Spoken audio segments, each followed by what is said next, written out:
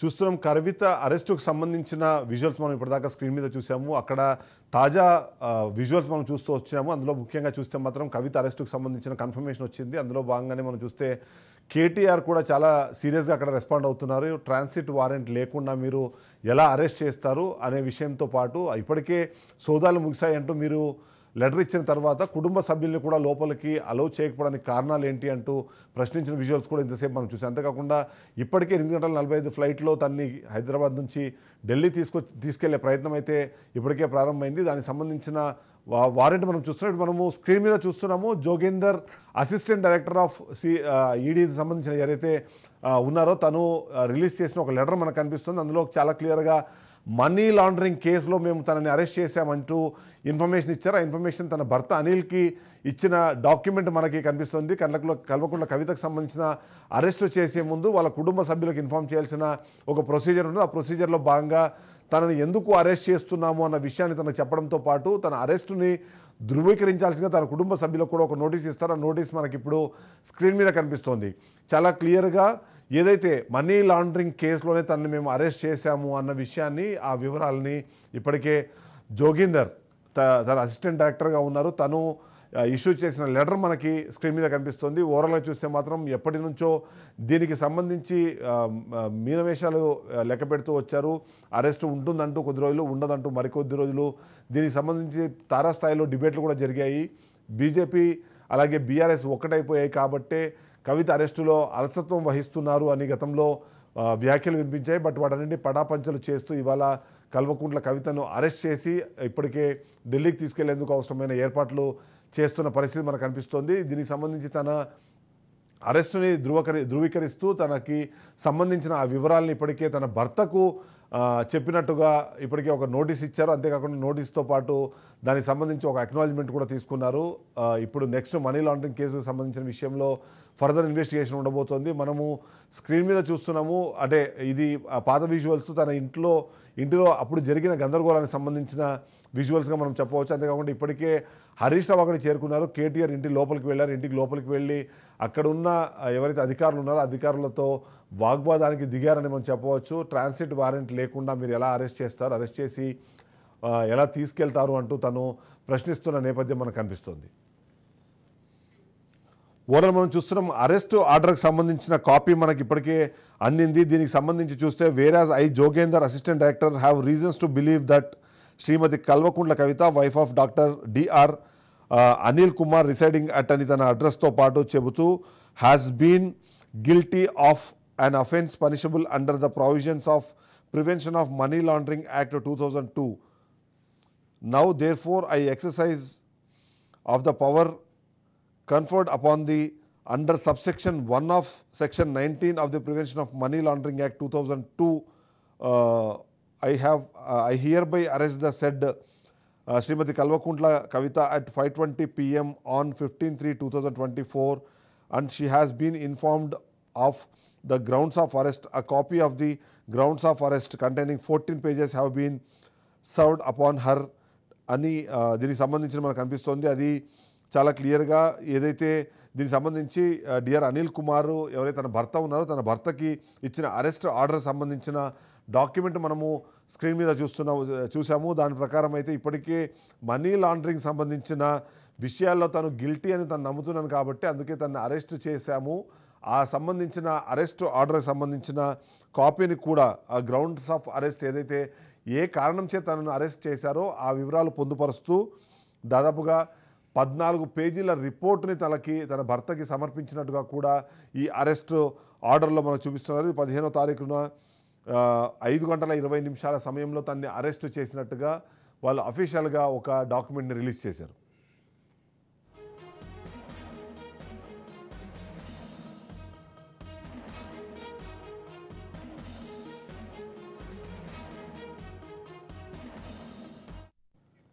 ఇక అరెస్ట్ మెమోకి సంబంధించిన వివరాలు కూడా మనకు అందాయి. దాని ప్రకారం చూస్తే ఇప్పటికే తన్ని అరెస్ట్ చేయడము అయితే ఈసీఐఆర్ నెంబర్ అండ్ అఫెన్సెస్ చూస్తే ECIR number offence of money laundering as defined under section 3 of PMLA 2002 and punishable under section 4 of PMLA 2002 అని చెబుతూ జోగేందర్ అసిస్టెంట్ డైరెక్టర్ దీనికి సంబంధించిన అరెస్ట్ మెమోని కూడా జారీ చేశారు. దానికి సంబంధించిన డాక్యుమెంట్ కూడా మనకు అందింది. దాని ప్రకారం Kalvakuntla Kavitha is found guilty of offence of money laundering defined under section 3 of PMLA and punishable under section 4 of PMLA అని తను అరెస్ట్ మెమో కూడా ఇచ్చారు. ఈ అరెస్ట్ మెమోని ఇచ్చి తను అరెస్ట్ చేసినట్టుగా ఇప్పటికే ప్రకటించారు. ఓవరాల్గా చూస్తున్నాము కవిత అరెస్ట్ కన్ఫర్మ్ అయిన తర్వాత అరెస్ట్ మెమోతో పాటు అరెస్ట్ ఆర్డర్ని ఇచ్చిన తర్వాత దాంట్లో ఏం జరుగుతుందన్న విషయం పైన పూర్తి విశ్లేషణ అందించేందుకు మా crime bureau chief Inna Reddy phone లైన్లో అందుబాటులోకి వచ్చారు. ఇన్నారెడ్డి, చెప్పండి, ఈ అరెస్ట్ మెమో అలాగే అరెస్టు ఆర్డర్ని చూసిన తర్వాత మనీ లాండరింగ్ కేసులో తనని అరెస్ట్ చేశాము అని ఏదైనా ఇన్ఫర్మేషన్ ఇచ్చారు, దానికి సంబంధించిన పూర్తి వివరాలు చెప్పండి. చిదంబరెడ్డి గారు, దీంట్లో మనం ప్రధానంగా గమనించాల్సిన విషయం ఏంటంటే ఎన్ఫోర్స్మెంట్ డైరెక్టరేట్ ఈ మనీ లాండరింగ్ జరిగిందన్న చెప్పిన కొన్ని ఎవిడెన్స్ అన్ని కూడా కలెక్ట్ చేసుకుని తర్వాత దాదాపుగా 4 గంటల పాటు మనం గమనించాము. 4 గంటల పాటు కవిత ఇంట్లో సెట్ ఆపరేషన్ చేసింది, సెర్చ్ వారెంట్ కూడా తీసుకొచ్చింది. దీంతో పాటు అరెస్ట్ వారెంట్, అరెస్ట్ మేము అంటే పకడ్బందీ ప్లాన్ తోటి వచ్చిన నేపథ్యంలో కూడా మరి ఈ ఇక్కడ జరిగిన మరి ఆ మనీ లాండరింగ్ కేసు అనేది, అంటే మనీ లాండరింగ్ వ్యవహారం మనం ఒకసారి పరిశీలిస్తే ఏదైనా సరే ఇక్కడున్న డబ్బులను విదేశాలకు తరలించే విదేశీయ మార్గద్రవ్యంలో దాన్ని దాచుకొని దాని మీద ఎన్ఫోర్స్మెంట్ డైరెక్టరేట్ ఎక్కువగా నిఘా పెడుతుంది. ఆ నేపథ్యంలోనే ఇక్కడ మనీ లాండరింగ్ జరిగింది అని చెప్పేసి దాని ఎవిడెన్స్ కూడా ఉన్నాయి. తర్వాత దాంట్లో ప్రధానంగా అంటే ఈ రోజు ఎన్ఫోర్స్మెంట్ డైరెక్టరేట్ కవిత ఇంట్లో సెర్చ్ చేస్తున్నప్పుడు దీంట్లో మొత్తంగా 12 మంది అధికారులు వచ్చారు. దీంట్లో 2 మహిళా అధికారులు ఉన్నారు. 10 మంది కూడా, దాంట్లో కొంతమంది ఇన్కమ్ ట్యాక్స్ అధికారులు కూడా ఉన్నట్టుగా మన సమాచారం ఉందంటే దీంట్లో ఆర్థిక లావాదేవీలకు సంబంధించిన అవకతవకలు జరిగాయి. తర్వాత ఒక స్టేట్ కు దాదాపు 100 కోట్ల రూపాయల డబ్బులు ఈమె దగ్గర నుంచి వెళ్ళాయని చెప్పి అనేకమైన ఆరోపణల నేపథ్యంలో కాకుండా ఎవరైతే ఈ మనీ అంటే ఈ లిక్కర్ కేసులు ఎవరైతే అప్రూవల్ గా మారారో వాళ్ళు ఇచ్చిన కొన్ని సాక్ష్యాధారాలను ప్రాథమికంగా తీసుకొని దానికి సంబంధించిన విచారణ ఈ రోజు అంతా చేసి దీనికి సంబంధించి అంటే ఎప్పుడైతే ఎన్ఫోర్స్మెంట్ డైరెక్టర్ అధికారులు ఢిల్లీ నుంచి వచ్చిన వాళ్ళు ఎప్పుడైతే ఉన్నారో వాళ్ళు వచ్చిన తర్వాత ఆమె 4 గంటల పాటు విచారణ చేసినప్పుడు మనీ లాండరింగ్ వ్యవహారం కావచ్చు, లిక్కర్ స్కామ్ పాత్ర సంబంధించి కావచ్చు, తర్వాత ఇప్పటికీ ఆమె నిందితురాలుగా ఉంది కాబట్టి మరి 19వ తారీఖున సుప్రీంకోర్టులో విచారణకు సంబంధించిన వ్యవహారం బెంచ్ మీద రాకముందే వీళ్ళు ఇప్పుడు హడావుడిగా అరెస్ట్ దానికి అంటూ కూడా ప్రత్యేకమైన కారణాలు ఉన్నాయని చెప్తాను కూడా ఎన్ఫోర్స్మెంట్ డైరెక్టర్ అధికారులు తెలుస్తా. ప్రధానంగా అంటే ఎప్పుడైనా సరే ఒక వ్యక్తిని అరెస్ట్ చేస్తున్న క్రమంలో వీళ్ళు కనుక బయట ఉంటే సాక్ష్యాధారాలు తారుమారేసే అవకాశం ఉంటుంది కాబట్టి మేము అరెస్ట్ చేస్తున్నామని చెప్తాను. ఈ సాక్ష్యాలు తారుమారు చేయడానికి తర్వాత చేయగల కెపాసిటీ ఉండడానికి గల కారణాలన్నింటి కూడా మెన్షన్ చేస్తూ కూడా ప్రధానంగా వీళ్ళు వారెంట్ తయారు చేస్తారు. అరెస్ట్ వారెంట్ తయారు చేసిన నేపథ్యంలో ముందస్తుగా ఈ మనీ లాండరింగ్ వ్యవహారం కావచ్చు, లిక్కర్ స్కామ్ లో కవితకు సంబంధించిన వ్యవహారంలో ఉన్న ఇన్వాల్వ్మెంట్, ఆమె యొక్క పాత్ర, ఇవన్నిటికి సంబంధించిన వ్యవహారంలో ఎన్ఫోర్స్మెంట్ డైరెక్టర్ అధికారులు దీంట్లో ఐటీ అధికారులు కూడా ఆమెను కూలంకషంగా చాలా క్వశ్చన్ అడిగినప్పటికీ కూడా ఆమె సరైన సమాధానం చెప్పకపోవడం, తర్వాత కొన్ని ప్రశ్నలకు దాటవేసే ప్రయత్నం చేయడం. ఇన్నారెడ్డి, ఇక్కడ ఏదైతే అరెస్ట్ మెమో చూసామో మెమోలో 14 పేజీల డాక్యుమెంట్ మేము ఇచ్చాము అని వాళ్ళు చాలా క్లియర్గా పొందుపరిచిన నేపథ్యంలో ఆ 14 పేజీల డాక్యుమెంట్లో ఏముండే అవకాశం ఉంది, తను చాలా క్లియర్గా ఈ పిఎంఎల్ఏ యాక్ట్ ప్రకారం మనీ లాండరింగ్ జరిగింది అన్నదాన్ని తను నమ్ముతున్నాను, అందుకే అందులో భాగంగానే తనకు పూర్తి స్థాయిలో సమాచారం ఇచ్చిన తర్వాత మేము అరెస్ట్ చేస్తున్నాము అంటూ అరెస్ట్ మెమోలో మనకు కనిపిస్తుంది. ఆ విధంగా చూస్తే ఆ 14 పేజీల డాక్యుమెంట్ ఏముండే అవకాశం ఉందంటారు, దాంట్లో ఏమేమి వివరాలు పొందుపరిచే అవకాశం ఉందంటారు? చంద్రపేట గారు, దీంట్లో ప్రధానంగా అంటే ఈ 14 పేజీల వ్యవహారం ఏమైతే ఉందో అంటే మొట్టమొదటిగా ఎవరైనా సరే ఒక స్కామ్ కు సంబంధించి ఎన్ఫోర్స్మెంట్ డైరెక్టరేట్ ఎక్కువగా మనీ లాండరింగ్ వ్యవహారము, తర్వాత విదేశీ కరెన్సీ, తర్వాత ఆర్థిక లావాదేవీలు అవకతవకల దృష్టి ఎక్కువగా వీటి మీదనే కాన్సన్ట్రేషన్ చేస్తా ఉంది, వీటి మీద ఎక్కువ దృష్టి పెడతా ఉంటుంది. సో దీంతో పాటు ఈ రోజు ఇన్కమ్ ట్యాక్స్ అధికారులు కూడా తీసుకొని వచ్చి వీళ్ళు ఈ రోజు ప్రశ్నించారంటే మీరు చెప్పినట్టుగా దాంట్లో స్పష్టంగా ఉంది మెమోలో ఆ 14 పేజీల అంటే ఇప్పటి వరకు మనీ లాండరింగ్ సంబంధించి కావచ్చు, తర్వాత లెక్కర్ స్కామ్ సంబంధించి కావచ్చు, కవితను ఇన్వాల్వ్ చేసి నిందితురాలుగా చేర్చినప్పటి నుంచి అంటే చేర్చగల కారణాలు, చేర్చినప్పటి నుంచి జరిగిన పరిణామాలు, వీటన్నింటినీ మెన్షన్ చేస్తూ ఒకవేళ కనుక ఈమె నిందితురాలుగా ఉంది కాబట్టి ఈమె ఆల్రెడీ ప్రతిసారి అంటే ప్రశ్నించాలనుకున్న ప్రతిసారి కూడా హాజరు కాకపోవడం, తర్వాత ప్రతిసారి కోర్టు తలుపులు కొట్టి మహిళను కాబట్టి ఆన్లైన్ లో ఇస్తాను నాకు కుదరదు, తర్వాత నేను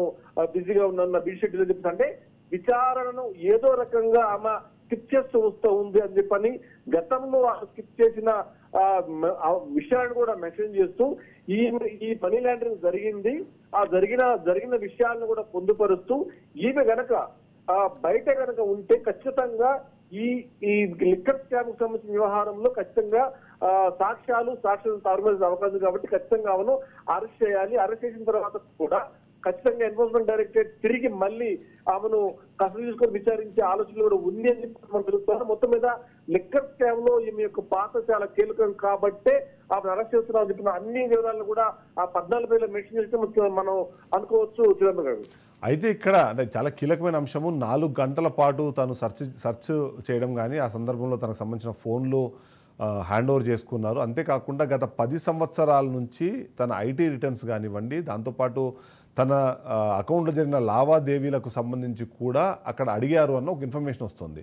సో 10 సంవత్సరాల నుంచి అనే టాపిక్ ఏదైతే వస్తుందో దాన్ని బట్టి చూస్తే ఇది మనీ లాండరింగ్ అన్నది కేవలము లిక్కర్ స్కామ్కే కాకుండా ఇంకా వేరే దానికి ఏమైనా లీడ్ చేసే అవకాశం ఏమైనా కనిపిస్తుందా? 10 సంవత్సరాల అకౌంట్స్ వెరిఫికేషన్ కానివ్వండి, లేకపోతే ఐటీకి సంబంధించిన విషయాలన్నీ మాట్లాడడం మీరు అన్నట్టుగా కేవలం ఇది లిక్కర్ స్కామ్కి సంబంధించిన ఇష్యూ అయ్యి ఉంటే కేవలం ఈడీ అధికారులు వచ్చేవాళ్ళు, కానీ ఐటీ వాళ్ళు కూడా వచ్చారు అంటే దానికి తోడు 10 సంవత్సరాల పాటు జరిగిన మొత్తం ట్రాన్సాక్షన్స్ పైన వెరిఫికేషన్ జరిగింది అనే ఒక ఇన్ఫర్మేషన్ బయటకు వస్తున్న నేపథ్యంలో దీని పరిధి ఏమైనా వేరే రకంగా లేక పెద్దగా ఉంది అని ఏమన్నా అనుమానించాల్సిన అవసరం ఉందంటారా? ఖచ్చితంగా రెడ్డి మీరు అన్న దాంట్లో చాలా ఖచ్చితంగా అంటే దీనిలో చాలా లీడ్ పాయింట్ ఉంది. అందుకే 10 సంవత్సరాల తాలూకు ఆర్థిక లావాదేవీ అంటే ఆర్థిక పరమైన అంశాల్లో అంటే లావాదేవీల వ్యవహారంలో అవకతవకలు జరిగాయి అన్న అంశాల ఆధారంగానే ప్రధానంగా ఈ రోజు సెర్చ్ వారెంట్ లో సెర్చ్ జరిగింది. ఈమె అకౌంట్లను కూడా ఆ మొబైల్ లో సీజ్ చేసి మొబైల్ తర్వాత దానికి సంబంధించిన అకౌంట్ సంబంధించిన యూజర్ నేమ్ పాస్వర్డ్ తీసుకుని అకౌంట్లలో కూడా వెరిఫై చేశారని చెప్పని కవిత భర్తది కూడా వెరిఫై చేశారని చెప్పని కూడా మనకు అందుతున్న సమాచారం తెలుస్తా ఉంది. సో అంటే ఇక్కడ ఎప్పుడైనా సరే మనీ లాండరింగ్ వ్యవహారం కావచ్చు లిక్కర్ దాంట్లో జరిగింది కాబట్టి ఎన్ఫోర్స్మెంట్ ఇన్వాల్వ్ అయింది. కాకపోతే ఈ రోజు వచ్చిన 12 మంది అధికారుల్లో 2 మహిళా అధికారులు కాకుండా మిగతా 10 మందిలో ఇన్కమ్ ట్యాక్స్ అధికారులు కూడా ఉన్నారు అన్నదానికి ప్రధానమైన కారణం వచ్చేసి ఇక్కడ అంటే ఈ 10 సంవత్సరాల్లో జరిగిన ఆర్థిక లావాదేవీల్లో ఖచ్చితంగా అవకతవకలు ఉన్నాయి. తర్వాత అంటే ఏదైనా సరే ఇన్కమ్ ట్యాక్స్ అధికారులు ఇన్వాల్వ్మెంట్ అవ్వడానికి ప్రధానమైన కారణం ట్యాక్స్ సంబంధించిన వ్యవహారంలో వాళ్ళు సబ్మిట్ చేసిన ఐటీ రిటర్న్స్ లో అవకతవకలు ఉంటే డెఫినెట్ గా ఇన్కమ్ ట్యాక్స్ అధికారులు ఇన్వాల్వ్ అవుతారు. దానికి సంబంధించిన సమాచారం ఈడీ అధికారులకు వచ్చింది కాబట్టి ఎన్ఫోర్స్మెంట్ డైరెక్టరేట్ అధికారులు వీళ్ళు సబ్మిట్ చేసిన ఏమైతే ఈ ఐటీ రిటర్న్స్ ఏమైతే ఉన్నాయో దాంట్లో అవకతవకలు ఉన్నాయి కాబట్టి ఐటీ వాళ్ళు కూడా తీసుకొని వచ్చి ఎన్ఫోర్స్మెంట్ డైరెక్టరేట్ అధికారులు ఈ రోజు రికార్డ్స్ వెరిఫై చేశారు. అవన్నీ కూడా ప్రూవ్ అయిన తర్వాత అవన్నీ నిజమే అని చెప్పేసి నిరూపించుకున్న తర్వాత ఇన్కమ్ ట్యాక్స్ అధికారులు ఈడీ అధికారులు ఒక నిర్ధారణకు వచ్చేసి ముందస్తుగా తయారు చేసుకున్న మెమోతో పాటు ఆమె అరెస్ట్ వారెంట్ చేసి అరెస్ట్ చేసి తీసుకున్నట్టు కూడా మనకు తెలుస్తా ఉంది. ఖచ్చితంగా వీళ్ళు ఇచ్చిన ఇన్కమ్ ట్యాక్స్ ఇన్నారెడ్డి ఒక్క నిమిషం మీరు లైన్ లో ఉండండి. మనము స్క్రీన్ మీద ఎక్స్క్లూజివ్ గా విజువల్స్ చూస్తున్నాము. కవితని ఇంటి దగ్గర నుంచి ఎయిర్పోర్ట్కి తరలిస్తున్న విజువల్స్ మనకి స్క్రీన్ మీద కనిపిస్తున్నాయి.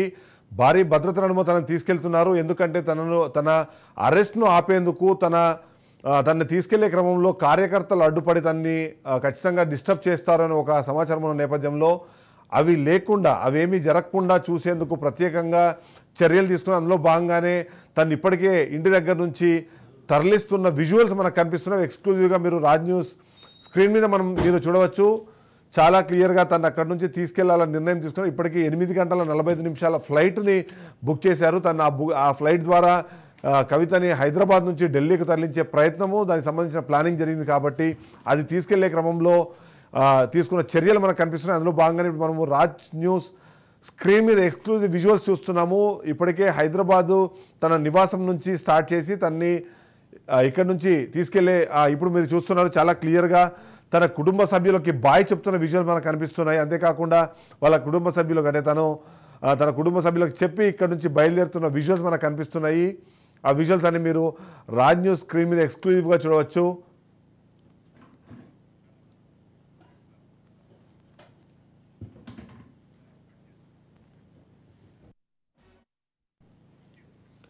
రైట్. ఇప్పటికే మనం చూస్తున్నాము ఖచ్చితంగా ఇలాంటి హై ప్రొఫైల్ పర్సన్ని అరెస్ట్ చేసి తనని తరలించే క్రమంలో కొద్దిపాటి ఇబ్బందులు ఎదురవుతుంటాయి. ముఖ్యంగా చాలా కీలకంగా మనం చూస్తే మాత్రం కార్యకర్తలందరూ ఇప్పటికీ ఇంటి దగ్గర చేరుకునే ప్రయత్నం, అంతేకాకుండా తను ఏ దారిలో ప్రయాణిస్తుందో తెలుసు కాబట్టి అక్కడంతా అడ్డుకునే ప్రయత్నం చేస్తుంది అన్న ఒక అనుమానంతో దాని స్పెషల్గా ఒక రూట్ మ్యాప్ని చేస్తున్నట్టుగా మనకు అర్థమవుతుంది. దీనిలో భాగంగా ఏం జరగబోతోంది, తను ఇప్పుడు ఇక్కడ నుంచి తీసుకెళ్లే క్రమంలో ఏమేమి పరిణామాలు చోటు చేసుకునే అవకాశం ఉంది, ప్లానింగ్ ఎలా జరిగింది, అంతేకాకుండా కవితని ఏ ఫ్లైట్లో ఇక్కడి నుంచి ఢిల్లీకి తీసుకెళ్లే ప్రయత్నం చేస్తున్నారన్న విషయాన్ని మరింత విశ్లేషణ అందించేందుకు మా ఇన్పుట్ ఎడిటర్ కోటిరెడ్డి ఫోన్ లైన్లోకి అందుబాటులోకి వస్తారు. కోటిరెడ్డి చెప్పండి, ఎందుకంటే ఇలాంటి హై ప్రొఫైల్ పర్సన్ని తీసుకెళ్లేటప్పుడు చాలా రకాల ఇబ్బందులు ఉంటాయి కాబట్టి ఆ ఇబ్బందుల్ని అధిగమించేందుకు ఎలాంటి ఏర్పాట్లు చేశారని మనం అనుకోవచ్చు. అంతేకాకుండా తన కారులోనే తీసుకెళ్తున్నట్టుగా మనకు అర్థమవుతున్న నేపథ్యము మనం చూస్తున్నాము. సో ఏం జరుగుతుంది, ఎలాంటి స్పెషల్ కేర్ వాళ్ళు తీసుకున్నారని మనం చెప్పొచ్చు? ఈ రోజు మనం పరిస్థితిని గమనించినట్లయితే చాలా వ్యూహాత్మకంగా ఈడీ వ్యవహరించిందని చెప్తారు. మొత్తంగా హైదరాబాద్ లో కవిత ఇంట్లో సోదాలు నిర్వహించడానికి ముందే ఆమె భర్త కవిత భర్త కూడా ఇద్దరు ఇంట్లో ఉన్నారన్న సమాచారం తర్వాతే 4 బృందాలుగా ఏర్పడినటువంటి ఈడీ సభ్యులు ఒక్కసారిగా సోదాలు నిర్వహించారు. ఈ సమయంలో వచ్చినటువంటి న్యాయవాదుల బృందాన్ని కానీ, పార్టీ నేతలను కానీ, కార్యకర్తలను కానీ ఎవరిని రానివ్వలేదు. కనీసం సమాచారం బయటకు చేరవేసేందుకు కూడా అవకాశం లేకుండా మొట్టమొదట అక్కడ ఉన్నటువంటి సెల్ ఫోన్లు, ల్యాండ్ లైన్లు ఏవి అవకాశాలు లేకుండా అన్నిటినీ స్వాధీనం చేస్తున్నారు. అంటే అప్పటికే కవిత అరెస్టుకు సంబంధించి వ్యూహాత్మకంగా ముందే ప్రణాళికాబద్ధంగా వాళ్ళు వచ్చారని మనం చెప్పుకోవడానికి అవకాశాలు ఉన్నాయి చిదంబరం. అయితే ఇక్కడ చాలా క్లియర్ గా సాయంత్రానికి తనకి సంబంధించినటువంటి అరెస్ట్ ఇన్ఫర్మేషన్ ఇచ్చారు. ఆ తర్వాత వారెంట్ తోటి అరెస్ట్ కూడా చేశారు. అరెస్ట్ చేసే సమయంలో పూర్తిగా అదుపులోకి తీసుకుంటున్నట్టు ప్రకటించే క్రమంలోనే మొత్తం మీద ఈ లోపే సమాచారం అందుకున్నటువంటి పార్టీ కార్యకర్తలంతా కూడా కవిత ఇంటి ముందు బయట ఆందోళన చేస్తున్నప్పటికీ సెక్యూరిటీ పరమైనటువంటి ఏర్పాట్లు ముందస్తుగానే జరిగాయి. ఇంకొక విషయం కూడా ఇవాళ ప్రధాన అంశము, హైదరాబాద్ మొత్తం కూడా హై సెక్యూరిటీ జోన్ లో ఉంది. ఈ రోజు దేశ ప్రధాని ఇదే హైదరాబాద్ లో ఉన్నారు. ఆయన రోడ్ షో కూడా కొన్ని చేసి ఉన్నారు. సో నీకు ఎయిర్పోర్ట్ కి వెళ్లేటువంటి దారి దగ్గర నుంచి ప్రతి చోట కూడా హై ప్రొఫైల్ కావాల్సిన అన్ని రకాల సెక్యూరిటీ మెజర్మెంట్స్ అన్ని కూడా తీసుకున్నారు. నిన్నటి నుంచి కూడా ఈ తతంగం అంతా కూడా జరుగుతుంది. అందుకోసమే ఈ రోజుని ఎంచుకున్నారని మనం కూడా చెప్పుకోవచ్చు. అలాగే బీఆర్ఎస్ నేతలు చెప్తున్నటువంటి ఆరోపణల ప్రకారం శుక్రవారం చేయడం వల్ల శని ఆదివారాలు కోర్టులు ఉండవు, బెయిల్కి అవకాశం లేదు అనేది ఒక కారణం కావచ్చు. కానీ మొట్టమొదటిగా ప్రధాని 3 రోజుల పాటు హైదరాబాద్ లో ఉంటున్నారు అన్నటువంటి సందర్భంలో ఏర్పాటు చేసేటువంటి సెక్యూరిటీ మెజర్స్ ఎలా ఉంటాయి అనేది అందరికీ తెలిసినవే. ఇలాంటి సమయంలో తనని 8:30కు తీసుకువెళ్లి ఎయిర్పోర్ట్ లో ఫ్లైట్ లో తీసుకువెళ్ళడానికి అన్ని రకాల ఈ చిన్న ఉద్రిక్తతలు ఉన్నప్పటికీ అవన్నీ కూడా తాత్కాలికము, తీసుకెళ్లేటువంటి దారిలో కానీ ఎక్కడ అడ్డంకులు సృష్టించేటువంటి అవకాశం లేకుండా పూర్తి స్థాయి ఏర్పాట్లు చేశారు. హైదరాబాద్ నగరానికి సంబంధించినటువంటి కమిషనరేట్ అధికారులు అందరికీ కూడా సమాచారం ఉంది. ప్రతి చోట కూడా దీనికి సంబంధించినటువంటి ఏర్పాట్లన్నీ కూడా జరిగిపోయింది. రైట్, మీరు అన్నట్టుగా చాలా వ్యూహాత్మకంగా ఈ నిర్ణయాలు తీసుకున్నది అయితే ఖచ్చితంగా మనకు కనిపిస్తోంది. అంతేకాకుండా మీరు చెబుతున్నట్టుగా చూస్తే మాత్రం ఎట్టి పరిస్థితుల్లో ఎలాంటి ఇబ్బంది లేకుండా తనని ఢిల్లీ తీసుకెళ్లేది ఉండదు. అయితే ఈ సందర్భంలో కేటీఆర్ చేస్తున్న వ్యాఖ్యలు, ట్రాన్సిట్ వారెంట్ లేకుండా మీరు ఎలా అరెస్టు చేస్తారు అని తను ఈ జ్యూరిడిక్షన్ సంబంధించిన ఇష్యూస్ని తీసుకొచ్చే ప్రయత్నం చేస్తే అవన్నీ ఆ వాదన నిలబడే అవకాశం ఉందంటారా? ఇక్కడ దీనికి అంటే ఈ రోజు అరెస్ట్ చేసినటువంటి అంశానికి సంబంధించి ఏ అంశం కూడా ప్రాథమికంగా నిలబడేటువంటి అవకాశం లేదు. ఇప్పటికే పలు సందర్భాల్లో తనకు సమన్లు ఇవ్వడం, విచారణకు హాజరు కావాలని చెప్పడం, దీనికి సంబంధించి ఆవిడ న్యాయస్థానాన్ని ఆశ్రయించడం ఇవన్నీ మనకు తెలిసిన విషయాలు.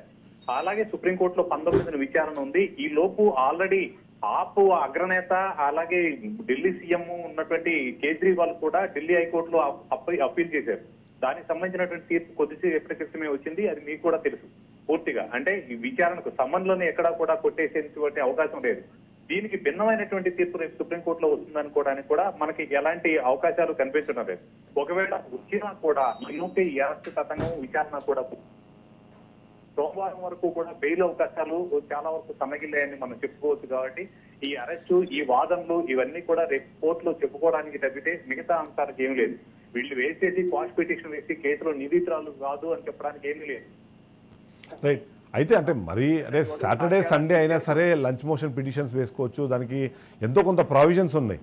కానీ ఇక్కడ చాలా కీలకమైనది ఏంటంటే మనం మీరు చెప్తున్నట్టుగా సుప్రీంకోర్టులో వైపు కేసు ఉన్నప్పుడే అరెస్టు చేయబోమంటూ గతంలో ఈడీ అఫిడవిట్లో కూడా మెన్షన్ చేసింది. అలాంటప్పుడు ఇప్పుడు ఎలా అరెస్ట్ చేస్తున్నారంటూ కేటీఆర్ క్వశ్చన్ చేస్తున్నారు. అయితే ఇక్కడ మరో కీలకమైన అంశము అరెస్ట్ మెమోని చూసినప్పుడు చాలా క్లియర్గా మనీ లాండరింగ్కి సంబంధించిన కేసులో భాగంగానే ఈమెను అరెస్ట్ చేశాము అని మెన్షన్ చేసిన నేపథ్యంలో ఈ కేసు పరిధి అంటే ఇప్పుడు ఏదైతే అరెస్టు జరిగిందో ఆ అరెస్టు చేసిన కేసు పరిధి చాలా పెద్దదా అనే ఒక అనుమానం కూడా చాలా మందిలో వస్తుంది. ఎందుకంటే గతంలో దాదాపుగా 500 కోట్ల రూపాయలకు సంబంధించిన ట్రాన్సాక్షన్స్ తెలంగాణ భవన్ సెంట్రిక్గా జరిగాయి అనేది గతంలో ఒక వాదన వినిపించింది. మొత్తం స్కామ్ వాల్యూ 2500 కోట్లు అయినా సరే ఆ డబ్బుల ట్రాన్సాక్షన్లు జరిగే నేపథ్యంలో ఆ 500 కోట్లకు సంబంధించిన డిస్కషన్ జరిగింది. అయితే ఇప్పుడు ఈ మనీ లాండరింగ్ కేసులో భాగంగా దాన్ని అరెస్ట్ చేశాము అని చెప్పడం ద్వారా దీని పరిధి చాలా పెరిగింది అని ఏమన్నా అనుకోవచ్చా? ఖచ్చితంగా ఈ కేసు పరిధి చాలా విస్తృతంగా వచ్చేసింది. అంటే దాదాపు 4-5 రాష్ట్రాలకు సంబంధించినటువంటి కీలకమైనటువంటి నేతలంతా కూడా ఇందులో భాగస్వాములు అయ్యారు.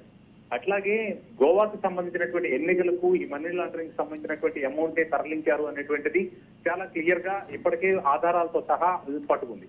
ఇంకొకటి ఏంటి అంటే సిబిఐ విచారణ వేరు, ఈడీ విచారణ వేరు. రెండింటినీ కూడా రెండు భిన్నమైనటువంటి కోణాలు. సో ఈడీకి వచ్చేప్పటికీ దీని విస్తృతమైనటువంటి పరిధి ఉన్న నేపథ్యంలో ఖచ్చితంగా ఈ కేసు పరిధి కూడా చాలా పెరుగుతూ ఉంది.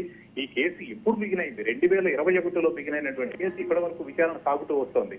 దాదాపు 12 మంది అప్రూవర్లుగా మారి అరెస్ట్ ఇచ్చినటువంటి వ్యక్తుల సాక్ష్యాధారాలన్నింటినీ పెట్టుకొని కోర్టుకి రేపు సబ్మిట్ చేసేప్పుడు కూడా దీనికి సంబంధించినటువంటి ప్రాథమిక ఆధారాలు ఖచ్చితంగా సబ్మిట్ చేసినప్పుడు విచారణ అర్హత ఉంది అనేది చాలా స్పష్టంగా చెప్పేటువంటి అవకాశం ఉంది. కాబట్టి ఎట్టి పరిస్థితుల్లో కేసు పరిధి ఖచ్చితంగా విస్తృతమైంది అని మనం చెప్పుకోవచ్చు. జాతీయ స్థాయి అంశంగా రేపు ఎన్నికల్లో ప్రధాన అంశంగా కూడా నిలబడేటువంటి అవకాశం మిగిలి ఉంది. సో కవిత అరెస్టుకు సంబంధించినటువంటి సూచనలు ముందుగానే ఉన్నాయి. గత ఎన్నికలకు ముందే అరెస్ట్ అవుతుంది అనుకున్నారు, అప్పుడు కోర్టుకు వెళ్లారు అనేటువంటి కారణంతో ఆగారని మనం అనుకోవడానికి లేదు. బట్ ఆ రోజున ఉన్నటువంటి పరిధి మేరకు ఆ రోజు కొన్ని నిర్ణయాలు రాజకీయపరమైన అంశాల కారణంగానే బహుశా నిర్ణయం తీసుకున్నారని చెప్పుకోవడానికి అవకాశం ఉంది. ఈ రోజు మళ్ళీ ఎన్నికల ముందే ఈ నిర్ణయం తీసుకోవడం వెనక కూడా రాజకీయపరమైన కారణాలను కూడా మనం విశ్లేషించుకోవాల్సి ఉంటుంది. రైట్. అంటే మనం ఇక్కడ చూస్తే కవితకు సంబంధించి చూసినప్పుడు బీఆర్ఎస్ పార్టీలో అంటే ఇప్పటికే మనం చూస్తున్నాం వలసలు పెరిగిపోయినాయి, నాయకులు ఎవరు నిలబడే పరిస్థితి లేదు. ఈ సందర్భంలో బీజేపీ పార్టీ ఖచ్చితంగా దీన్ని అడ్వాంటేజ్ తీసుకోవాలన్న ప్రయత్నం అయితే ఖచ్చితంగా జరుగుతుంది. ఈ సందర్భంలో ఇప్పుడు తీసుకున్న నిర్ణయం ద్వారా ఎలాంటి పరిణామాలు ఉండే అవకాశం ఉందంటారు? ఆ ఉన్న 4 లీడర్లు కూడా వెళ్ళిపోతారా అన్న అనుమానం అయితే చాలామందిలో ఉంది. అదే సందర్భంలో ఈ స్టెప్ తీసుకోవడం ద్వారా బీజేపీ అలాగే బీఆర్ఎస్ ఒకటి కాదు, అందుకే ఇప్పుడు ఆ స్టెప్ తీసుకున్నాము అని ప్రజలకు ఒక సందేశాన్ని పంపించే ప్రయత్నం అయితే చేస్తున్నారు. తద్వారా బీజేపీకి ఏమాత్రం లాభం వచ్చే అవకాశం ఉందంటారు? ఇది 2 కోణాలలో చూడాల్సి ఉంటుంది చిదంబరం. ఒకటి బీజేపీ కోణం, రెండోది బీఆర్ఎస్ కోణం. ఖచ్చితంగా ఇప్పుడు బీజేపీ కోణంలో కనుక మనం చూసుకున్నట్లయితే మేము ఖచ్చితంగా తప్పు చేసినటువంటి పరిస్థితుల్లో వదిలేది లేదు. కవితని ఈ రోజు అరెస్ట్ చేయడానికి ఉన్నటువంటి కారణం ఇది. గత ఎన్నికల్లో రకరకాల కారణాలతోటి ఆగాల్సి వచ్చిందో లేదా కోర్టు తీర్పుల కారణంగా ఆగాము అనేటువంటి దాన్ని రేపు క్లెయిమ్ చేసుకునేటువంటి అవకాశం ఉంటుంది. అయితే ఈ రెండింటి మధ్య 2 పార్టీల మధ్య ఇంకొక రెండో కోణం ఏంటి అంటే ఇక్కడ 2 పార్టీల మధ్య కాంగ్రెస్ పార్టీ గత ఎన్నికల ముందు చెప్పినటువంటి ఆ 2 పార్టీలు ఒకటే అనేటువంటి దానికి కూడా ఒక బలమిచ్చేటువంటి వార్త కూడా ఇక్కడ మనం చెప్పుకోవచ్చు. ఎందుకు చెప్పుకోవచ్చు అంటే ప్రస్తుతం బీఆర్ఎస్ నేతలంతా కూడా అటు కాంగ్రెస్ ఇటు బీజేపీ పార్టీల వైపు మరలిపోతా ఉన్నారు.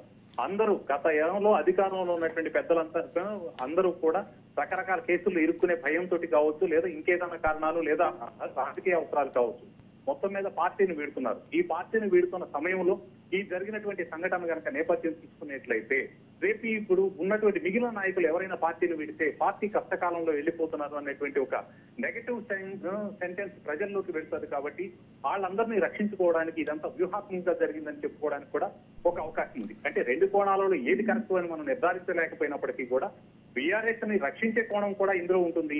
అట్ ద సేమ్ టైం రేపటి రోజున ఖచ్చితంగా బీఆర్ఎస్ కు సంబంధించినటువంటిదంతా పక్కన పెట్టేసి కాంగ్రెస్ వర్సెస్ బీజేపీగా జనం మధ్యకి వెళ్ళడానికి ఒక అవకాశం ఉండేటువంటి ప్రయత్నానికి కూడా ఈ ఖచ్చితంగా ఈ రోజు జరిగినటువంటి అరెస్ట్ దోహదం చేసేటువంటి అవకాశం ఉంటుంది. సో ఈ కోణాలని మనం విశ్లేషించుకోవాల్సి ఉంటుంది. రైట్. Thank you Koti Reddy. మనం చూస్తున్నాము మొత్తానికి రాజకీయ పరంగా విశ్లేషించాలంటే మాత్రం ఖచ్చితంగా దీంట్లో వివిధ కోణాలు మనకు కనిపిస్తాయి. అంతేకాకుండా మనం చూస్తుంటే ఓవైపు గతంలో తెలంగాణ రాష్ట్రానికి సంబంధించి చూసినప్పుడు అంటే గత ఎన్నికలు అసెంబ్లీ ఎన్నికలకు సంబంధించి మాట్లాడితే మాత్రం ఖచ్చితంగా బీజేపీ వర్సెస్ కాంగ్రెస్గానే ఉన్నింది. ఆ తర్వాత పరిణామక్రమం మనం చూస్తే ఒక్కొక్కటిగా బీజేపీ అసెంబ్లీ స్థానాలను గెలుస్తూ వచ్చినప్పుడు ఒక్కసారిగా ఉవ్వెత్తున ఒక వేవ్ లాగా అది పరిణామం చెందుతోందన్న అనుమానం కూడా చాలామందిలో వచ్చింది. ఆ తర్వాత హైదరాబాద్లో జిహెచ్ఎంసీ ఎన్నికల తర్వాత ఒక్కసారిగా బీజేపీ లైమ్ లైట్లోకి వచ్చింది. ఆ తర్వాత జరిగిన పరిణామాలు మనం చూసాము. ఓవైపు కర్ణాటకలో అక్కడ అధికార పీఠాన్ని కోల్పోవడము, ఆ తర్వాత జరిగిన పరిణామ క్రమంలో ఇక్కడ కాంగ్రెస్ పార్టీ ఖచ్చితంగా పుంజుకుంది. దాని నుంచి బయటపడేందుకు ప్రయత్నాలు ఎన్ని జరిగినా ఇవాళ అధికారంలోకి వచ్చింది కాబట్టి ఖచ్చితంగా ఇవాళ బీజేపీకి చాలా కీలకమైనవి. అసెంబ్లీ లో మంచి పర్ఫార్మెన్స్ ఇచ్చినా సరే పార్లమెంటులో గతంతో పోలిస్తే గతంలో 4 ఎంపీ స్థానాలు గెలుచుకున్న బీజేపీ పార్టీ ఈసారి కనీసం 8 నుంచి 10 స్థానాల్లో తాము విజయకేతనం ఎగురవేయాలనే ప్రయత్నంలో అయితే ఖచ్చితంగా ఉంది. ఇందులో భాగంగా గతంలో అంటే అసెంబ్లీ ఎన్నికలకు ముందు ఎదుర్కొన్న ఏవైతే ఆరోపణలు ఉన్నాయో ముఖ్యంగా బీజేపీ వర్సెస్ బీఆర్ఎస్ కాకుండా బీజేపీ అండ్ బీఆర్ఎస్గా వాళ్ళు కలిసే ఉన్నారు అనే ఒక సిగ్నల్ ఇవ్వడంలో భాగంగానే ఏదైతే కవిత అరెస్టుకు సంబంధించి కోర్టు కేసులున్నా కారణాలు ఏమున్నా అది జరగలేదు అని కాంగ్రెస్ పార్టీ చెప్పడము, దాన్ని క్లెయిమ్ చేసుకోవడము, దాన్ని మార్చే అవకాశం అయితే ఖచ్చితంగా చూస్తోంది. రైట్, ఈ విషయం పైన స్పందించేందుకు ప్రొఫెసర్ జానయ్య ఫోన్ లైన్లో అందుబాటులోకి వచ్చారు. ఒకసారి అడుగుదాము. జానయ్య గారు నమస్తే. నమస్కారం అండి. చెప్పాలి, ఇప్పుడు మీరు చూస్తున్నారు ఈ ఈడీ కేసులకు సంబంధించి కానివ్వండి, బీఆర్ఎస్ హయాంలో జరిగిన ఎన్నో స్కామ్లకు సంబంధించి మీరు కూడా బాహాటంగా దాన్ని విమర్శించారు. మీరు డైరెక్ట్గా వెళ్ళి అథారిటీస్కి కంప్లైంట్ చేసే ప్రయత్నం చేశారు. ఇప్పుడు ఈ జరుగుతున్న పరిణామాన్ని ఎలా చూడాలంటారు? ఇప్పుడు జరుగుతున్న ఈ పరిణామంలో బీజేపీ పాత్రను కొద్దిసేపు పక్కన పెడితే బీఆర్ఎస్ గతంలో చేసిన తప్పులకు ఇవాళ ఇది జరిగింది అనుకోవచ్చా? ఇందులో 2 అంశాలండి. ఒకటి, కనీసం లేట్ అయినా చట్టం తన పని చేసినందుకు అభినందించాలి ఒకటి. రెండవది, ఇది కేవలం 1-2 రోజులలో ఎలక్షన్ నోటిఫికేషన్ వస్తుంది అనంగా ఈ కవిత గారి అరెస్టుని మనం రాజకీయ కోణంలో చూసినట్లయితే గతంలో కాంగ్రెస్ పార్టీ పదే ఏం ఆరోపించారంటే ఇది వాస్తవాన్ని కూడా బీజేపీ బీఆర్ఎస్ ఒకటే. ఒకవేళ బీఆర్ఎస్ బీజేపీ ఒకటి కాకపోతే కవితను ఎందుకు అరెస్ట్ చేయలేదు అనేది ఒక కీలకమైన అంశం పదే అసెంబ్లీ ఎన్నికల సమయంలో కానీ అంతకు ముందు కానీ లేవనడం జరిగింది. ఇది తెలంగాణ సమాజం పూర్తిగా నమ్మింది కూడా బీజేపీ బీఆర్ఎస్ ఒక్కటే అని. ఎందుకంటే కవిత అరెస్ట్ చేయలేదు కాబట్టి ఈ ఆరోపణను లేదంటే ఈ అభిప్రాయాన్ని మార్చడం కోసం కేవలం ఎన్నికల స్టంట్గా దీన్ని మనం పరిగణించాల్సిన అవసరం ఉంది. బీజేపీ బీఆర్ఎస్ వేరు కాదు, వేరు అని సమాధానం చెప్పడం కోసం కవిత గారిని అరెస్ట్ చేసి మేము బీఆర్ఎస్ తో ఎలాంటి ఒప్పందం లేదు అని చెప్పాలనే ప్రయత్నంలో భాగంగా ఈ అరెస్టు చూడొచ్చు. కాబట్టి తెలంగాణ ప్రజలు చాలా రాజకీయంగా అవగాహన వాళ్ళు ఇంత సింపుల్ లాజిక్ మర్చిపోరు. చట్టం తన పనిచేసేందుకు మనం అభినందిస్తూనే ఇది కేవలం ఎలక్షన్ స్టంట్ మాత్రమే. ఎలక్షన్ల తర్వాత మళ్ళీ పచ్చగా కవిత గారు బయటకు రావడం జరుగుతుంది. ఆ కేసులు ఎటుపోతాయి మనకు తెలియదు.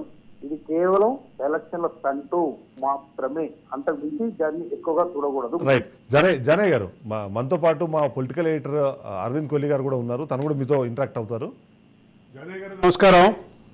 నమస్కారం అండి. అంటే సహజంగా వచ్చేటటువంటి అనుమానమే ఎన్నికల తర్వాత ఈ కేసు ఉంటుందా, కవిత బయటకు వస్తుందా అనేటటువంటి మీ అనుమానం సహజంగా అందరి మనసులో ఉండేటటువంటిదే.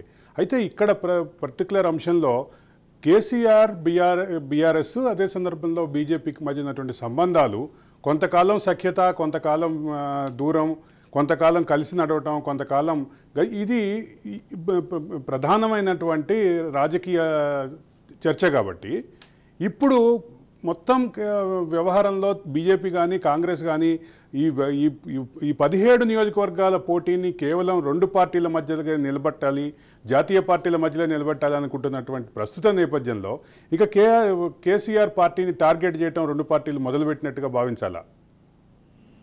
అంటే ఇది కూడా బీఆర్ఎస్ బీజేపీలో అవగాహనలో భాగమని కూడా మనం అనుకోవచ్చు. మీరు ఒకసారి మనం విశ్లేషించినట్లయితే ఇప్పుడు బీజేపీ ఆల్రెడీ దాదాపుగా 16 అభ్యర్థులను ప్రకటించింది. మీరు అందరూ గమనిస్తున్నారు. 17లో 15 ప్రకటించారు. 17 ప్రకటించారు. ఇంకా 2 ప్రకటించాలి. ఈ 17 అభ్యర్థులు ఒరిజినల్ గా ఎవరు అని చూస్తే చాలా మంది ఇటీవల బీఆర్ఎస్ నుంచి బీజేపీలో పోయిన వాళ్ళు కూడా ఉన్నారు చాలా మంది. గతంలో కాంగ్రెస్ నుంచి పోయిన వాళ్ళు ఉన్నారు కొంతమంది. ఇంకా బీఆర్ఎస్ నుంచి పోవటానికి కూడా కొంతమంది సిద్ధంగా ఉన్నారు.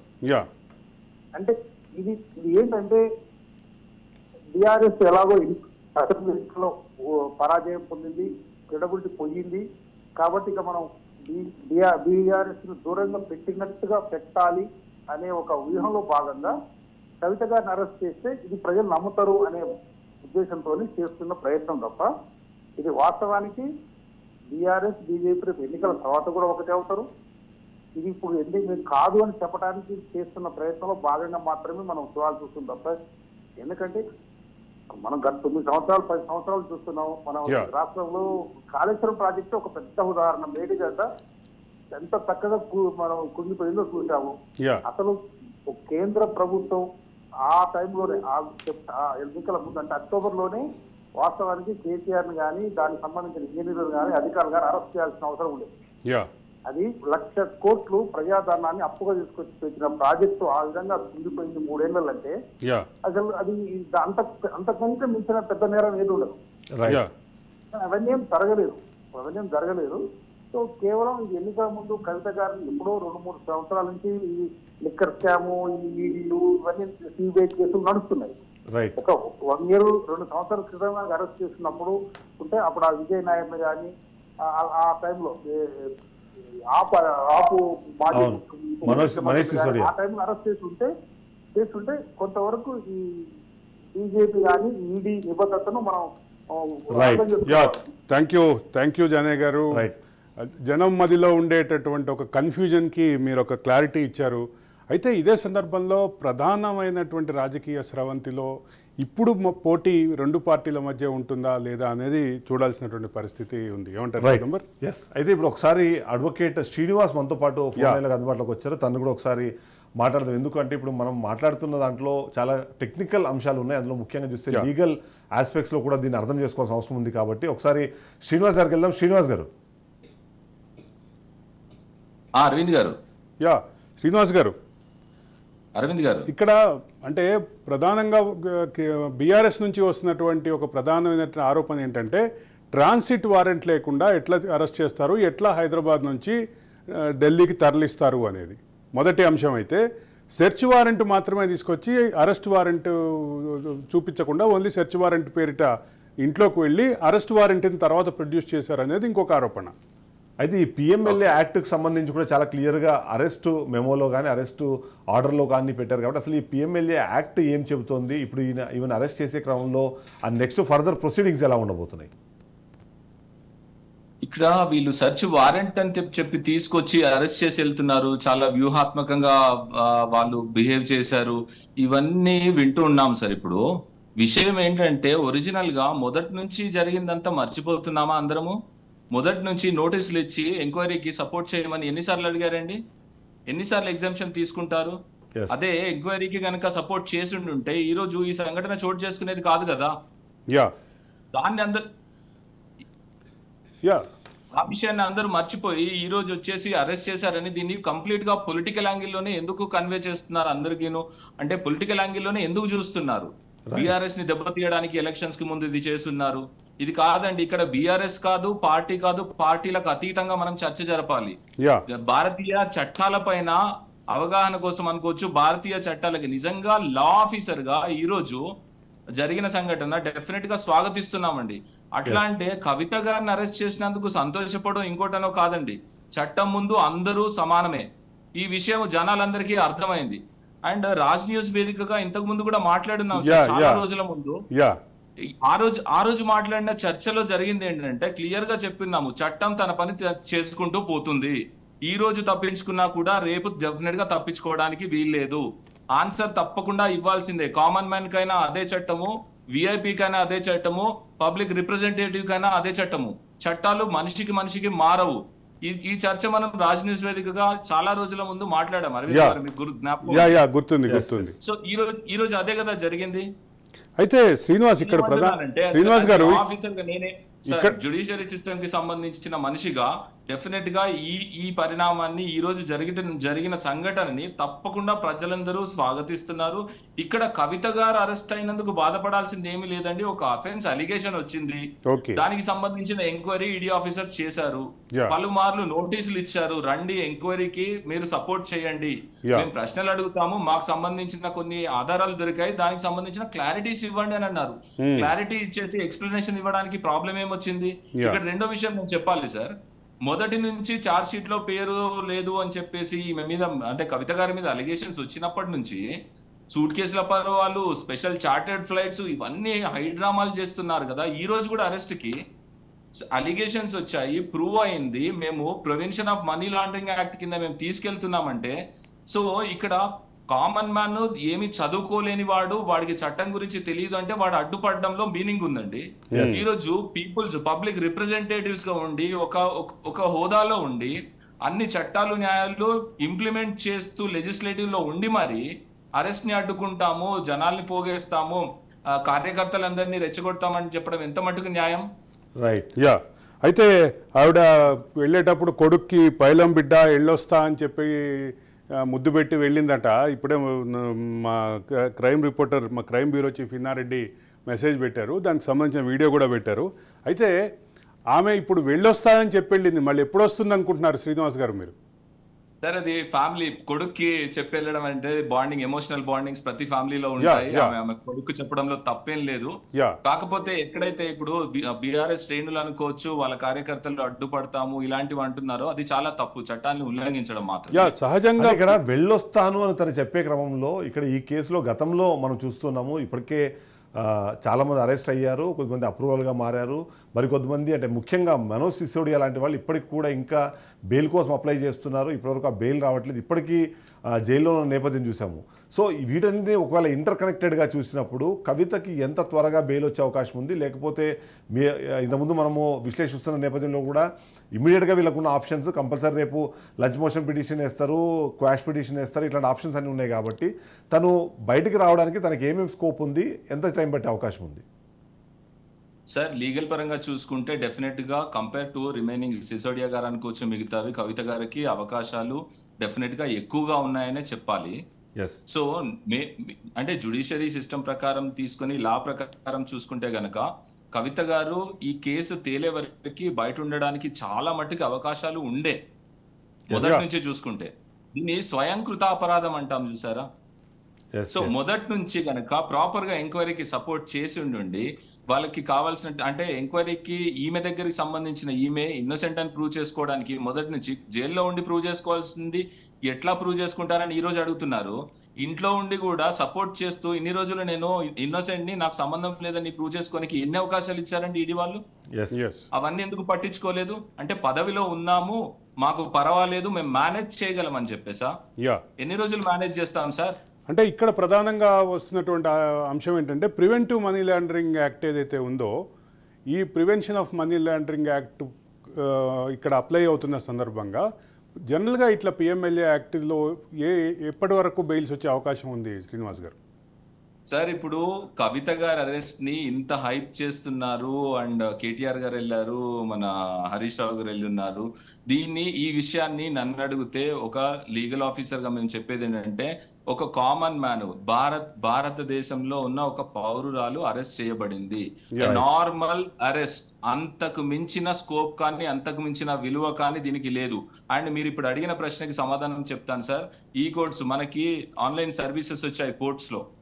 ఒక్కసారి తెలంగాణ హైకోర్టు వెబ్సైట్ ఓపెన్ చేసుకుని దాంట్లో పెండింగ్ కేసెస్ లో పిఎంఎల్ఏ కేసులు ఎంతమంది పైన ఉన్నాయి, ఎన్ని పెండింగ్లు ఉన్నాయి ఒక్కసారి చూసారంటే మీకు అర్థమవుతుంది సార్. చాలా మట్టుకి అంటే almost 40% of the ruling politicians ప్రస్తుతము తెలంగాణ గురించే మాట్లాడుతున్నాను. అందరిపైన పిఎంఎల్ఏ యాక్ట్ లో కేసులున్నాయి, అందరూ బయట దర్జాగా ఉన్నారు, అన్ని చేస్తున్నారు. బట్ వేరాజ్ కవిత గారు అరెస్ట్ అయ్యి ఇంత పెద్ద సీన్ క్రియేట్ అవ్వడానికి కారణం ఏంటంటే అంటే సొంతగా ఆవిడ నేను ఎంక్వైరీకి సపోర్ట్ చెయ్యను అనే మూడ్ లోనే అదే ఇన్ఫర్మేషన్ ని ఇన్ని రోజులుగా పాస్ చేస్తూ వచ్చింది. లీగల్ ఆఫీసర్ గా మీరు ఇంకొక మాట కూడా చెప్పాలి కోర్ట్ ఆఫీసర్ గా శ్రీనివాస్ గారు. ఈ అరెస్ట్లో ఎస్ఓపిని ఫాలో అయిందా లేదా ఈడీ అనేది ప్రధానమైనటువంటి ఆరోపణ. ఎస్ఓపిని ఫాలో అవ్వలేదు అనేది సిస్టమాటిక్ ఆపరేటివ్ ప్రొసీజర్ ఏదైతే ఉంటుందో ఆ ఎస్ఓపిని ఫాలో అవ్వలేదు అని చెప్పి ప్రతిపక్షం నుంచి వస్తున్నటువంటి బీఆర్ఎస్ నుంచి వస్తున్నటువంటి విమర్శ. దీన్ని ఎట్లా చూడాలి? ఓవరాల్ గా బేస్లెస్ గా చెప్పడానికి చాలా ఉంటాయి సార్. వేరాజ్ వీళ్ళు పొలిటీషియన్స్ కాదు. ఈ రోజు అరెస్ట్ చేసుకొని పోయింది ఏ పార్టీకి సంబంధించిన వాళ్ళు, బీజేపీ వాళ్ళు వచ్చి అరెస్ట్ చేసుకొని పోలేదు కవిత గారిని, అది గుర్తుపెట్టుకోవాలి మనము. కాంగ్రెస్ వాళ్ళు వచ్చి అరెస్ట్ చేసుకొని పోలేదు, గుర్తుపెట్టుకోవాలి.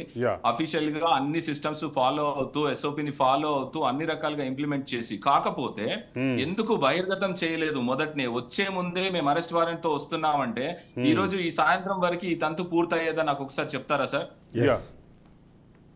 That is impossible. కాబట్టి డెఫినెట్ గా స్ట్రాటజీస్ అంటే టాస్క్ ఎగ్జిక్యూషన్ జరగాలి. డెఫినెట్ గా ఈవిడ ఎన్నిసార్లు సంబంధించినా పోలేదు కాబట్టి వాళ్ళ స్ట్రాటజీలో వాళ్ళు వచ్చినారు. ఎస్ఓపి 100% ఇంప్లిమెంట్ చేయబడింది. ఇది బయట చెప్పుకోవడం కోసం మాత్రమే ఆ తప్పు చేశారు, ఈ తప్పు. సార్ నేను ఒక మాట అడుగుతాను, ఇప్పుడు మిస్టేక్ చేసి ఉండుంటే అంటే అలిగేషన్ క్రైమ్ గురించి మాట్లాడితే అదంతా పక్కన పడేసి అరెస్ట్ చేసుకొని పోయిన మనిషి బ్లాక్ షూ వేసుకురాలేదు, వైట్ షూ వేసుకున్నాడు. ఏంటి సార్ ఇది సిల్లీగా? లేకపోతే అంటే ప్రజలకు ఏం మెసేజ్ ఇద్దాం అనుకుంటున్నారు సార్? ఇప్పుడు అరెస్ట్ జరిగిన విషయం చూసుకుంటే జనాలు హాట్ టాపిక్ అయిపోయింది సాయంత్రం నుంచి తెలంగాణ అండ్ ఏపీలో, ఇండియా మొత్తం అని చెప్పాలి. కానీ ఈ విషయం హాట్ టాపిక్ కి పక్కన పెడితే కామన్ మ్యాన్ ఎవరైతే పొలిటీషియన్స్ ని పక్కన పెట్టండి, పార్టీని పక్కన పెట్టండి, ప్రతి సామాన్యునికి చట్టం మీద, భారతీయ చట్టం మీద విలువ పెరిగిందండి. ఈ రోజు శిక్ష పడుతుందా లేదా అనేది తర్వాత, ఆవిడ తప్పు చేసి ఉంటే శిక్ష పడుతుంది, లేదు అనుకుంటే బయటకు వచ్చేస్తారు. కానీ చట్టం దాని పని దాన్ని చేసుకుపోతుంది. అంటే పెద్దవాళ్ళైనా చిన్నవాళ్ళైనా చట్టం అందరికీ కామన్ అనే ఇండికేషన్ మాత్రం స్పష్టంగా జనాలకి పోయింది. అండ్ నా రిక్వెస్ట్ ఏంటంటే, ఇది ఒక నార్మల్ ఉమెన్, ఒక సిటిజన్ ఆఫ్ ఇండియా, ఒక అఫెన్స్ అలిగేషన్ వచ్చింది ఆవిడ పైన, అది ప్రూవ్ అయింది, ఎవిడెన్స్లు వచ్చిన్నాయి, ఆవిడని అరెస్ట్ చేశారు, అంతే. అంతకు మించి ఏం చూడొద్దండి. రైట్. అంటే అది టెక్నికల్లీ మీరు చెప్పింది కరెక్ట్. బట్ ఇక్కడ లాజికల్లీ చూసినప్పుడు ఖచ్చితంగా తను అంటే మాజీ సీఎం కూతురుగా ఉన్నారు, ఎమ్మెల్సీగా ఉన్నారు కాబట్టి ఉండదు. అయితే ఇక్కడ మరొక ఇంపార్టెంట్ ఇష్యూ అంటే ఇక్కడ డిస్కషన్ జరుగుతున్న పాయింట్లో ఒకటి, ఇప్పటికే తన సమన్లని స్టే చేయమని చెప్పి తను ఆల్రెడీ ఒక కేసు ఆల్రెడీ కోర్టు పరిధిలో ఉంది. అది 19th వరకు దానికి సంబంధించిన ఎక్స్టెన్షన్ ఉంది. కాబట్టి ఈ మధ్యలో అరెస్టు చేయడాన్ని ఒకటి, మోరోవర్ గతంలో అరెస్టుని తను తప్పించుకునేందుకు చేసిన దాంట్లో ఈడీ కూడా తను అరెస్టు చేయబోము అంటూ అఫిడవిట్ దాఖలు చేసిన నేపథ్యం మనం చూసాం. ఈ సందర్భంలో ఈ రెండింటిని సర్పాస్ చేస్తూ తను వాళ్ళు వెళ్ళి వాళ్ళు అరెస్ట్ చేశారన్నది కూడా మరొక వాదన వినిపిస్తుంది. అలాంటి ఛాన్స్ ఉందంటారా? దీనికి నేను చెప్పాల్సింది ఏంటంటే, ఇంతకుముందు ఎస్ఓపి అని అరవింద్ గారు చెప్తున్నారు, అది ఫాలో అయ్యారండి. దాన్ని బ్రీచ్ ఇప్పుడు ఈడీ వాళ్ళు మొదట్లో చెప్పారు మేము ఇది అయ్యే వరకు మేము అరెస్ట్ చెయ్యమని చెప్పి. బట్ ఎస్ఓపి ప్రకారం వీళ్ళు వైలేట్ చేస్తూ వచ్చిన్నారు కదా. అట్లాగే నేను ఇంకొక అంటే లీగల్ వ్యాఖ్య ఒకటి చూశాను శ్రీనివాస్ గారు. ఈ రోజు 15th వరకే నాట్ టు అరెస్ట్ అనేది సుప్రీంకోర్టు గైడ్ లైన్స్. ఈ రోజు ఇచ్చినటువంటి ఎక్స్టెన్షన్లో 15th నుంచి 19th పోస్ట్ పోన్ చేస్తూ ఇచ్చినటువంటి డేట్లో నాట్ టు అరెస్ట్ అనేది ఎక్కడా లేదు, అక్కడ ఎక్కడా ఇండికేట్ చేయలేదు అనేది ఒక వాదన ఉంది. దీని మీద మీకు అన్న సమాచారం ఉందా? నేను చెప్పాను కదండి, 100% ఎస్ఓపి ఎక్కడ వైలేట్ చేయబడలేదు ఆఫీసర్స్ తరపు నుంచి. సో ప్రతిదీ ఫాలో అయి ఉన్నారు. సో ఇప్పుడు ఇంతకు ముందు చెప్పిన దాన్ని నేను ఒక పాయింట్ చెప్పదలుచుకున్నాను సార్. ఇప్పుడు కామన్ మ్యాన్ కాదు ఈవిడ, కొంచెం ఎమ్మెల్సీగా ఉన్నారు. ఇదంటే అంటే నార్మల్ పర్సన్స్ కన్నా ఎక్కువగా బాధ్యతగా ఫీల్ అవ్వాలి కదా. వీళ్ళే మేము సపోర్ట్ చేయము, మేము ఎంక్వైరీకి రాము, మమ్మల్ని అడిగే హక్కు ఎవరికి ఉంది అనేలాగా ఫీల్ అయినప్పుడు సో కామన్ మ్యాన్ ఎట్లా తీసుకోవాలి దీన్ని? సో 100% ప్రాపర్ గానే జరిగింది. దీంట్లో ఏది అనెథికల్ కానీ సెల్ఫ్ గ్రీవియన్స్ కానివ్వండి ఏది లేదండి. దీంట్లోకి పార్టీని ఇన్వాల్వ్ చేసి చూడాల్సిన అవసరమే లేదు. డెఫినెట్ గా కవిత గారిని తీసుకెళ్తున్నారు వాళ్ళ ప్రొసీజర్ ప్రకారము. ఇప్పుడు నెక్స్ట్ టైం ఉంది అనుకునేది, ఇప్పుడు కేసు పెండింగ్ లో ఉంటుంది. నా లెట్ దెమ్ ప్రూవ్. ఇన్ని రోజులుగా ఇవ్వకుండా దాచిపెట్టుకున్న ఫోన్లు బయటకు వచ్చాయి, ఇన్ని రోజులు దాచిపెట్టుకున్న ఇన్ఫర్మేషన్ బయటకు వచ్చింది, అన్ని పేపర్లు వచ్చున్నాయి. ఆ పేపర్లు ఏం చెప్తాయి, ఎవిడెన్స్ ఏం చెప్తుందో దాన్ని బట్టి కదా తెలుస్తుంది. ఫైనల్ గా పబ్లిక్ కూడా కన్వే అవుతుంది. నిజంగానే అఫెన్స్ చేస్తున్నారా, క్రైమ్ లో ఇన్వాల్వ్ అయినారా, prevention of money laundering act లో హ్యూజ్ మనీస్ ట్రాన్స్ఫర్ అయినాయా, దానికి తోడుగా దాని రిలవెంట్ సీక్వెన్స్ లో ఆల్రెడీ తెలంగాణలో కూడా కొన్ని జరుగుతున్నాయి. టానిక్ అనుకోవచ్చు, ఇంకేమని అనుకోవచ్చు, దేనికి లింక్ అవుతుంది అనేది డెఫినెట్ గా మనం చూస్తూ ఉండొచ్చు సార్ నెక్స్ట్ ఫర్దర్ గా. అంటే ఇక్కడ money trial, crime trial general గా ఇట్లాంటి కేసుల్లో మాట్లాడేటటువంటిది. మనీ ట్రయల్ ఈ అంశంలో కవిత చుట్టూ ఉంది అని చెప్పి ఈడీ, సిబిఐ చాలా కాలం నుంచి మాట్లాడుతున్న విషయాలే. కానీ ఈరోజు ప్రధానంగా బీఆర్ఎస్ నుంచి వచ్చిన ఆరోపణ అరెస్ట్ వారెంటు వారెంట్కి సంబంధించినటువంటి ఆరోపణ ఒకటైతే ట్రాన్సిట్ వారెంట్కి సంబంధించిన ఇంకొక ఆరోపణ. ఈ రెండు ఫాలో అయ్యారని మీరు భావిస్తున్నారా అనేది మాకు ఉన్నటువంటి ప్రధాన. ఫాలో అయ్యున్నారు సార్. లీగల్ ప్రొసీజర్ లో ఎక్కడ కూడా ఫ్లా లేదు, 100% ప్రాపర్ గా ఫాలో అయ్యున్నారు. ధన్యవాదాలు శ్రీనివాస్ గారు మీ అభిప్రాయాలు తెలియజేసినందుకు. చిదంబరం, రైట్, ఇక్కడ ఒక ప్రధానమైనటువంటి రాజకీయ ఆరోపణ కనిపిస్తోంది. రాజకీయ ఆరోపణలకు సంబంధించి ఇందాక జానయ్య గారు కొంత క్లారిటీ ఇచ్చారు, లీగల్ ప్రొసీజర్కి సంబంధించి శ్రీనివాస్ గారు కొంత క్లారిటీ ఇచ్చారు. ఇప్పుడు అంటే సామాన్యుడి మధ్యలో ఉండేటటువంటి ప్రధానమైనటువంటి ఆరోపణ ఏంటంటే గతంలో మెత్తగా ఉన్నటువంటి ఈడీ ఇప్పుడు ఎందుకు పదునుగా వెళ్తోంది అనేది సహజంగా వచ్చేటటువంటి ఆరోపణ. దీనికి నా అభిప్రాయం ప్రకారం అయితే రాబోయే ఎన్నికల్లో, అసెంబ్లీ ఎన్నికల్లో చేసిన తప్పు చేయొద్దు అనేటటువంటి భావం బాగా బీజేపీలో ఉంది. ఎట్టి పరిస్థితుల్లో ఈ విషయంలో వెనక పట్టించొద్దు దర్యాప్తు సంస్థలను అనేటటువంటి భావం అయితే కనిపిస్తోంది. ఏమంటారు? అయితే అంటే ఇక్కడ మనము అన్నింటినీ రాజకీయ కోణాల్లో చూడకుండా ఇక్కడ ముఖ్యంగా చూస్తే ఏదైతే ప్రొసీజరల్ ల్యాబ్స్కి సంబంధించి మనం డిస్కషన్ చేస్తున్నామో, ఎస్ఓపికి సంబంధించి చూసినప్పుడు ఖచ్చితంగా 15వ తారీఖు వరకు నాట్ టు అరెస్ట్ ఉంది. అంతేకాకుండా తనకి చాలా సందర్భాల్లో తన స్టేట్మెంట్ రికార్డ్ చేయడానికి ఈడీ చాలా క్లియర్గా ట్రై చేసింది. అన్ని సందర్భాల్లోనూ తను 2-3 విషయాలని తెరపైకి తీసుకొచ్చే ప్రయత్నం చేసింది. మొదటిది, తను ఒక మహిళ కాబట్టి గతంలో ఉన్న కొన్ని సుప్రీంకోర్టు ఆర్డర్స్ ప్రకారం తనని తన ఇంటి దగ్గరనే తను చెప్పిన టైంలో మాత్రమే వచ్చి విచారణ చేయాలి అని అడగడం ఒకటి. రెండోది, గతంలో తన ఫోన్లకు సంబంధించి ఆ ఫోన్లను ఈడీకి సమర్పించాలి అని అడిగినప్పుడు తను చాలా టైం వరకు నేను చాలా ఫోన్లు మార్చాను, ఆ ఫోన్ నాకు తెలియవు, గుర్తులేవు అనే మాటలు మాట్లాడి ఆ తర్వాత విచారణకు వెళ్ళినప్పుడు వాటిన్నింటినీ ఒక కవర్లో తీసుకెళ్లి ఎగ్జిబిట్ చేస్తూ తను అక్కడికి వెళ్ళి ఇచ్చొచ్చిన సందర్భం మనం చూసాం. మూడోది, తనని విచారణకు రమ్మని పిలిచిన ప్రతి సందర్భంలోనూ ఎన్నికలు ఉన్నాయి, ఎన్నికల్లో తను బిజీ ఉన్నాను, తను ఎమ్మెల్సీగా ఉన్నాను, నాట్ ఓన్లీ ఎన్నికలు నేను ఒక ధర్నా చేస్తున్నాను, నేను ఒక అంటే ఆందోళన కార్యక్రమాన్ని పిలిపించాను, ఇట్లాంటి కారణాలతోటి ఆవిడ పలు దఫాలుగా ఆవిడ ఈ విచారణని వాయిదా వేసినటువంటి, విచారణకు హాజరు కానిటువంటి పరిస్థితి ఉంది. అదే సందర్భంలో ఇక్కడ ఈ కేసులో మరొక ముద్దాయిగా ఉన్నటువంటి అరవింద్ కేజ్రీవాల్కి 8 సార్లు 9 సార్లు హాజరు కామని ఇచ్చినా కానీ ఆయన కోర్టుకు వెళ్ళి దాని మీద స్టే తెచ్చుకోవటం కానీ, లేదా నేను వెళితే ఇది రాజకీయపరమైనటువంటి దురుద్దేశం అని చెప్పటమే తప్ప ఎక్కడా దాన్ని డైవర్ట్ చేసే కార్యక్రమం అయితే అరవింద్ కేజ్రీవాల్ చేయలేదు. దానికి ఇంకో కార్యక్రమంలో పాల్గొంటున్నాను కాబట్టి నేను రాలేను అనేటటువంటి మాట ఇక్కడ అరవింద్ కేజ్రీవాల్ అయితే చెప్పలేదు. ఇది రెండింటి మధ్య క్లియర్గా కనిపిస్తున్నటువంటి తేడా.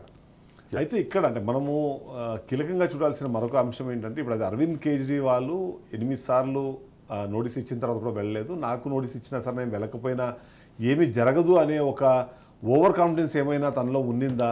ఇవాళ సర్చ్ వారెంట్తో వచ్చారు అన్నప్పుడు ఇది కేవలం సర్చ్తో ఆగిపోతుంది, అరెస్ట్ వరకు వెళ్ళదు అన్న ఒక అనుమానమో, లేకపోతే ఆ ధైర్యంతోనో తను రిలాక్స్ అయ్యారన్న ఒక అనుమానం కూడా చాలా మందిలో కలుగుతుంది. బీఆర్ఎస్ వర్గాల్లో ఆ రకమైనటువంటి భావం కూడా కనిపిస్తుంది. బీఆర్ఎస్ వర్గాలు క్లియర్గా చెప్తున్న మాట ఏంటంటే, మా నాయకురాల్ని అరెస్ట్ చేస్తారని మేము భావించలేదు, కేవలం సర్చ్ వారెంట్ తోటి మాత్రమే వచ్చారు, సర్చ్ వారెంట్ తోటి వచ్చినటువంటి వాళ్ళు సర్చ్ వారెంట్ని ఎగ్జిక్యూట్ చేయకుండా అరెస్ట్ వారెంట్ని లోపలికి వచ్చిన తర్వాత అరెస్ట్ వారెంట్ ప్రొడ్యూస్ చేశారు అనేది. అంటే ఈడీ వాదన చాలా క్లియర్. ఇప్పుడు ఇందాక శ్రీనివాస్ చెప్పినటువంటి ఎస్ఓపి ఏదైతే ఉందో, శ్రీనివాస్ గారికి చాలా క్లియర్గా, అందుకే ఎస్ఓపి మీద క్లారిటీ కోసం అడిగాం మనం. ఎస్ఓపి ఏదైతే ఉందో ఆ ఎస్ఓపిలో భాగం ఏంటి, అక్కడ కూడా ఎవిడెన్సులు తీసుకోవటం, అక్కడ కూడా ఫోన్లు, ఎక్కడ కూడా ఉన్నటువంటి డిజిటల్ ఎవిడెన్స్లు వీటన్నిటిని సేకరించి. ఇక్కడ ఒక్కసారి మనము ప్రొఫెసర్ వినాయక్ రెడ్డి గారు మనకు ఫోన్ అందుబాటులోకి వచ్చారు, తన అభిప్రాయం కూడా ఒకసారి తెలుసుకునే ప్రయత్నం చేద్దాం. వినాయక్ రెడ్డి గారు నమస్తే. నమస్తే అండి. చూస్తున్నారు ఇవాళ అంటే కవిత అరెస్టుకు సంబంధించి ఒక హై డ్రామా నడిచింది.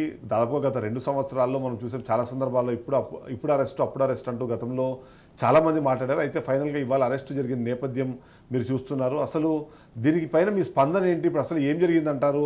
దీని వెనకాల కారణాలు రాజకీయ కారణాలు కావచ్చు, లేకపోతే నిజంగానే ఇవాళ ఏమంటారు ఈడీ తన కొరడా జులిపించింది అని అనుకోవచ్చా? అసలు మీరేమి ఎలా చూస్తారు దీన్ని? ఈడీ కొరడా జులిపించడం ఏముండదండి. బీజేపీ వాళ్ళు ఎట్లా నాట్యం చేయమంటే ఈడీ వాళ్ళు అట్లాగా నాట్యం చేస్తారు. ఇది రాజకీయ కోణంలో చూడాలి. కవితని అరెస్ట్ చేస్తాము, జైల్లో పెడతాము, జైల్లో వీళ్ళకి రూములు కట్టించడమని బండి సంజయ్ చాలా సార్లు ప్రస్తావించారు, స్టేట్మెంట్లు ఇచ్చారు.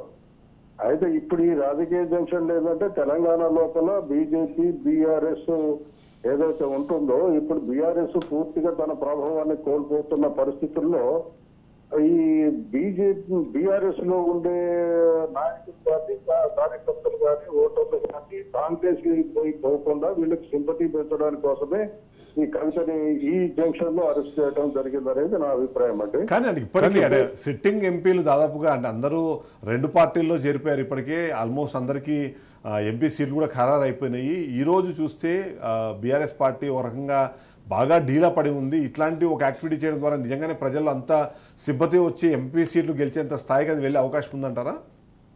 లేదు, అంటే వీళ్ళకి సింపతి ఇప్పటికి ఇమ్మీడియట్ గా సింపతి అయితే రాదండి. ఎందుకంటే ఇప్పుడు గత 10 సంవత్సరాల నుంచి వీళ్ళు చేసిన అక్రమ చర్యలకి కూడా ఒక్కొక్కటి వివిధ సంస్థలు కానివ్వండి, జర్నలిస్టులు కానివ్వండి, పేపర్లు కానివ్వండి, టీవీలలో చాలా విస్తృతంగా ప్రచారం అయింది. వీళ్ళు టిఆర్ఎస్ ప్రవేశపెట్టిన ప్రతి స్కీమ్ లో కూడా ఒక స్కామ్ ఉందనేది ప్రతిదీ బయటకు వస్తుంది. ముఖ్యంగా ధరణి దాకా మీరు తీసుకున్నట్లయితే ధరణిలో జరిగిన అక్రమాలన్నీ కూడా వాళ్ళ ఇంటి చుట్టూ, వాళ్ళ కుటుంబ సభ్యుల చుట్టూ, వాళ్ళ చుట్టాల చుట్టే తిరుగుతుంది. అంతేగాని వీళ్ళకి సింపతి వస్తుందని కాదు. కానీ ఈమెను అరెస్ట్ చేయడం వల్ల బీఆర్ఎస్ లో ఉండే ఓటర్లు ఎవరైతే ఉంటారో వాళ్ళు బీజేపీ ఆర్ కాంగ్రెస్ లో పోవాల్సి వస్తుంది. అయినప్పుడు ఏమవుతుంది, బీజేపీకి వ్యతిరేకమైన వాళ్ళు కూడా ఉంటారు బీఆర్ఎస్. అవును, ఆ బీఆర్ఎస్ లో వ్యతిరేకమైన వాళ్ళు కాంగ్రెస్ కు పోకుండా ఈ ఏమన్నా లిటిల్ సింపతి వచ్చి బీఆర్ఎస్ కే ఉంటే బీజేపీ లాభపడాలనే ఆలోచన తీసుకుందనేది నా అభిప్రాయం అండి. వినాయక్ రెడ్డి గారు నమస్కారం, నేను అరవింద్ అండి. అరవింద్, ఇక్కడ ప్రధానంగా రెండు జాతీయ పార్టీల మధ్య మాత్రమే పోటీ ఉండాలని ఆ 2 జాతీయ పార్టీలు భావిస్తున్నటువంటి నేపథ్యంలో ఈ చర్య ద్వారా మరింత బీఆర్ఎస్ బలహీనపడి ఈ 2 పార్టీల మధ్య పోటీ మిగిలేటటువంటి పరిస్థితి కనిపిస్తుంది అంటారా? అది కూడా వాస్తవమే. ఇప్పుడు ఎందుకంటే ఇప్పుడు బీఆర్ఎస్ పూర్తిగా పోతే మాత్రమే బీజేపీ ఇక్కడ నిలదొక్కునే అవకాశం ఉంటుంది. ఎందుకంటే యాంటీ కాంగ్రెస్ ఓట్లన్నీ కూడా ఒకే సైడ్ పోవాలి అంటే ఇప్పుడు వీళ్ళని ఇంకా పూర్తిగా నిర్వీర్యం చేయాలనే ఆలోచన కూడా బీజేపీ వాళ్ళకు ఉండి ఉండవచ్చు. అదే సందర్భంలో ఉండటం వల్ల ఏమవుతుంది, కేవలం బీజేపీ వర్సెస్ కాంగ్రెస్ అనే సీన్ గాక క్రియేట్ అయితే ఈ బీఆర్ఎస్ లో ఉండే వాళ్ళందరినీ కూడా కాంగ్రెస్ వైపు పోకుండా బీజీ వైపు రావడానికి కూడా అవకాశం ఉంటుందేమో అనే బీజేపీ వాళ్ళకి ఆలోచన ఉండి ఉంటుంది తప్పకుండా. గతంలో కేవలం రాజకీయం కోసమే కాకుండా రాజకీయమే అనే చిత్తాభిప్రాయం. ఎందుకంటే ఈ జంక్చర్ లో ఆమెని అరెస్ట్ చేయడం అంటే దాదాపు ఆమె అరెస్ట్ చేస్తామని 2 ఏళ్ల సంగతి చెప్తున్నారు. 2 ఏళ్లలో ఆమె షార్ట్ షీట్ లో కూడా రీసెంట్ షార్ట్ షీట్ లో పెట్టడం జరిగింది. షార్ట్ షీట్ మధ్య వినాయక్ రెడ్డి గారు, గతంలో మీరు ఇక్కడ ఒక ఇదే వేదిక మీద నుంచి ఒకసారి మాట్లాడుతూ చెప్పారు, నై మోడీ అన్నప్పుడు ఒక రకంగా కేసు వెళ్తుంది, జై మోడీ అన్నప్పుడు ఒక రకంగా కేసు వెళ్తుంది అని. ఇప్పటికీ ఆ మాటకు కట్టుబడే ఉన్నారా? ఇప్పటికే వాళ్ళైతే అదే కట్టుబడి ఉన్నమాట. ఇప్పుడు ఏం జరుగుతుంది, వీళ్ళు జై మోడీ యాంటీ మోడీ అని అనుకోవట్లేదు. కాకపోతే ఏంటంటే మోడీ ఏం చేస్తాడు, ఇప్పుడు ఆంధ్రప్రదేశ్ రాజకీయాల్లో చూసినట్లయితే ఆంధ్రప్రదేశ్ లో ఉండే అన్ని పార్టీలు కూడా వీళ్ళు ఆధిపత్యం సంపాదించారు. అట్లనే ఇక్కడ ఆధిపత్యం సంపాదించి ఏం చేశారంటే ఇన్ని రోజులు పార్లమెంట్ లో ఎటువంటి చట్టాలు తెచ్చినా కానీ టీఆర్ఎస్ నిర్బంధంగా సపోర్ట్ చేసింది. మీకు తెలిసిన విషయం, ప్రజలకు కూడా తెలిసిన విషయమే. అందువల్ల ఏమవుతుందంటే వీళ్ళు ఎప్పుడైతే బీజేపీ ఆధిపత్యం వహించిన పార్టీలు వీక్ అవుతాయో ఇమ్మీడియట్ గా దాన్ని ఆ ప్లేస్ ను ఆక్రమించుకోవడానికి ప్రయత్నం చేస్తుంది బీజేపీ. ఆ దాంట్లో భాగంగానే దాన్ని మనం చూడాలి. ఇప్పుడు మీరు మహారాష్ట్రలో చూడండి, మహారాష్ట్రలో ఆజాదీ పార్టీ ప్రభుత్వం ఉన్నప్పుడు ఈ 2 పార్టీని చీల్చింది. ఏది ఎన్సీపీని చీల్చింది, శివసేన కూడా చీల్చింది. ఇప్పుడు చీలిన వర్గాలు ఎప్పుడైతే వీక్ అవుతాయో వాళ్ళని పనిచేసి వాళ్ళ లోపల కలుపుకోవడానికి ప్రయత్నం చేస్తుంది. మరొక ఆరోపణ వస్తుంది బీఆర్ఎస్ సర్కిల్స్ నుంచి, ఇక్కడ ప్రొసీజర్ ఫాలో అవ్వకుండా అరెస్ట్ చేశారు అని చెప్పి. అంటే ఈ దేశంలో ఎక్కడ ఏ ప్రొసీజర్లు ఉంటున్నాయండి అరెస్ట్ చేయడానికి, అరెస్ట్ చేయకపోవడానికి? ఇప్పుడు మహిళని ఈ టైంలో అరెస్ట్ చేస్తారా అని అంటారు. కానీ మహిళలు తప్పుడు పనులు చేసిన వాళ్ళు మహిళల పురుషుల, చట్టానికి మహిళలు పురుషులని ఉండదు కదా భేదం ఉంటుందా? మహిళ అనేది ఎక్స్క్యూజ్ కాదంటారు మీరు? లేదు, మహిళ అనేది ఎక్స్క్యూజ్. ఇప్పుడు నిన్న మొన్న కూడా వచ్చింది కదంటే ఇప్పుడు పెట్టి లిక్కర్ స్కామ్ కాకుండా టానిక్ అనే పేరు మీద ఒకే లైసెన్స్ తీసుకొని 11 షాపులు నడిపిస్తున్నారు.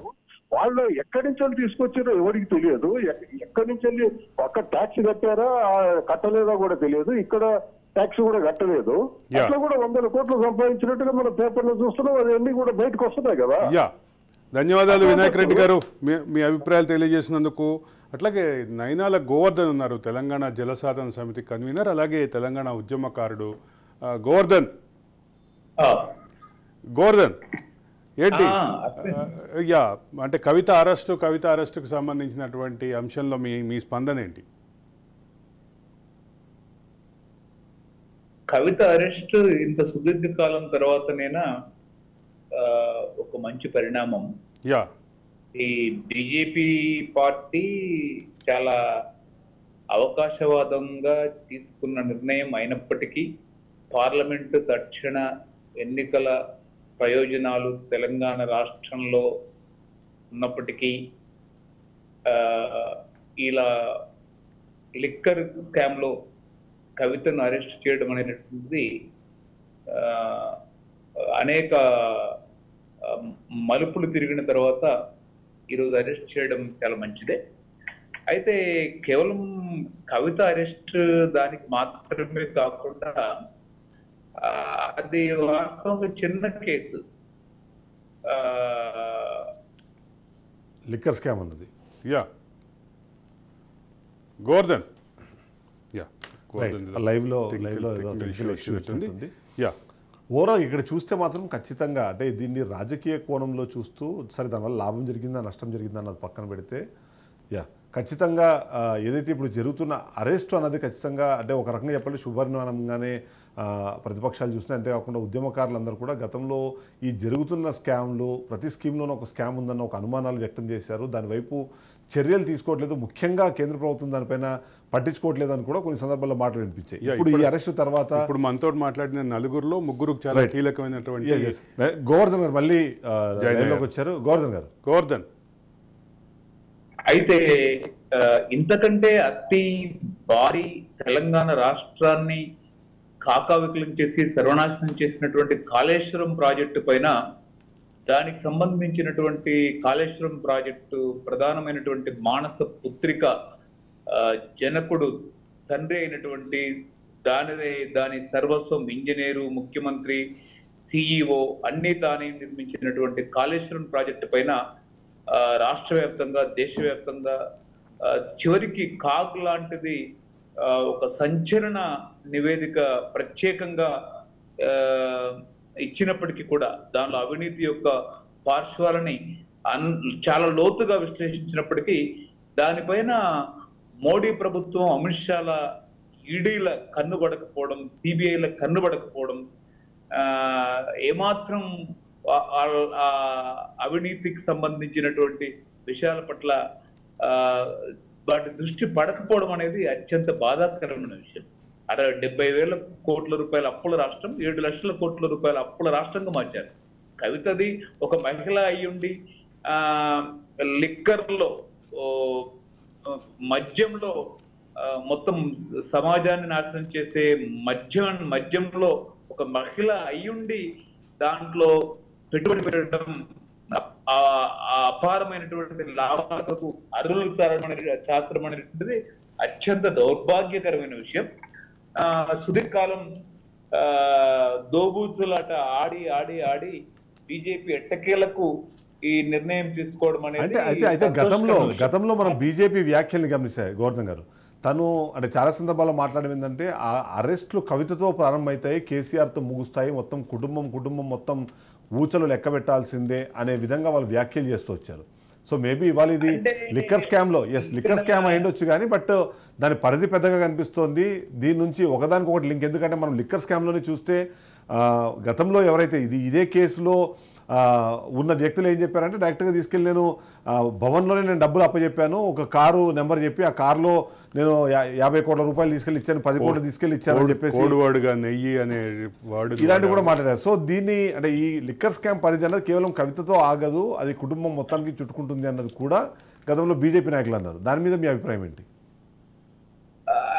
అంటే దానికి పెద్ద నమ్మశక్యంగా లేదు. బీజేపీ నాయకులు మొత్తం కుటుంబాన్ని ఏదో లిక్కర్ స్కామ్ లో చేస్తారనేటటువంటిది మిగిలినవన్నీ దీంతో స్టార్ట్ చేస్తారు, ఒక్కొక్కరిని లోపల వేస్తారు అన్నది వాళ్ళు చేసిన వ్యాఖ్యలు. అంటే అది నాకైతే నా అంచనాకి తట్టడం లేదు. కాళేశ్వరం ప్రాజెక్టులోనైతే వీళ్ళందరిని అరెస్ట్ చేయొచ్చు. కాళేశ్వరం ప్రాజెక్టుకు సంబంధించినటువంటి విషయం అంతా కూడా అది కేటీఆర్ను, హరీష్ రావును, వాళ్ళ కుటుంబాన్ని, చివరికి దాంట్లో కూడబెట్టుకున్నటువంటి ఆస్తి అంతా హిమాంశు లాంటి వాళ్ళని కూడా వదిలిపెట్టడానికి వీల్లేదు. వాళ్ళ కుటుంబమే అంతులేనంత డబ్బు ఇతర స్కాండినేవియన్ బ్యాంక్స్ లాంటి హివెన్ బ్యాంక్స్ లో స్వర్గ దామాల్లో దాచుకున్నటువంటి బ్యాంకు. కేటీఆర్ అప్పుడప్పుడు విదేశీ పర్యటనకు వెళ్ళేది ఇది ఈ రాష్ట్రంలో పరిశ్రమలు పెట్టడానికి కాదు. ఆ బ్యాంకుల్లో ఉన్నటువంటి అక్రమ డబ్బంతా, హవాలా డబ్బంతా కూడా ఆ బ్యాంకుల్లో సర్దుకొని దాచిపెట్టడానికి, అవసరమైతే విజయ్ మాల్యాల పారిపోవడానికి ఆ డబ్బులన్నీ సేఫ్ హివెన్స్ లో పెట్టుకున్నటువంటి పరిస్థితి. కాబట్టి దీనికంటే వాస్తవంగా బీజేపీ మోడీకి, అమిత్ షాకి నేను సవాల్ విసురుతున్నాం. ఇక్కడ ఉండేటటువంటి కిషన్ రెడ్డి గారికి, డిప్యూటీ హోమ్ మినిస్టర్, దాంతో పాటు సంజయ్ గారు కూడా మేము రాష్ట్ర ప్రజల సవాల్ స్వీకరించాలి. తక్షణమే వీళ్ళ పైన సిబిఐ కేసు బుక్ చేయాలి. మేము సిబిఐ రాష్ట్ర ప్రభుత్వం అప్పగించలేదు కదా అని చెప్పేసి మాట్లాడతారు. కానీ సిబిఐకి అప్పగిస్తే ఏమవుతుందో అనేటువంటి భయం కూడా రాష్ట్ర ప్రజల్లో ఉంది. అంటే వీళ్ళు బీజేపీ, బీఆర్ఎస్ సుదీర్ఘకాలం నోట్ల రద్దులో అంటగాగారు, వ్యవసాయ చట్టాల్లో అంటగాగారు, తర్వాత రాష్ట్రపతి ఎన్నికలో అంటగాగారు.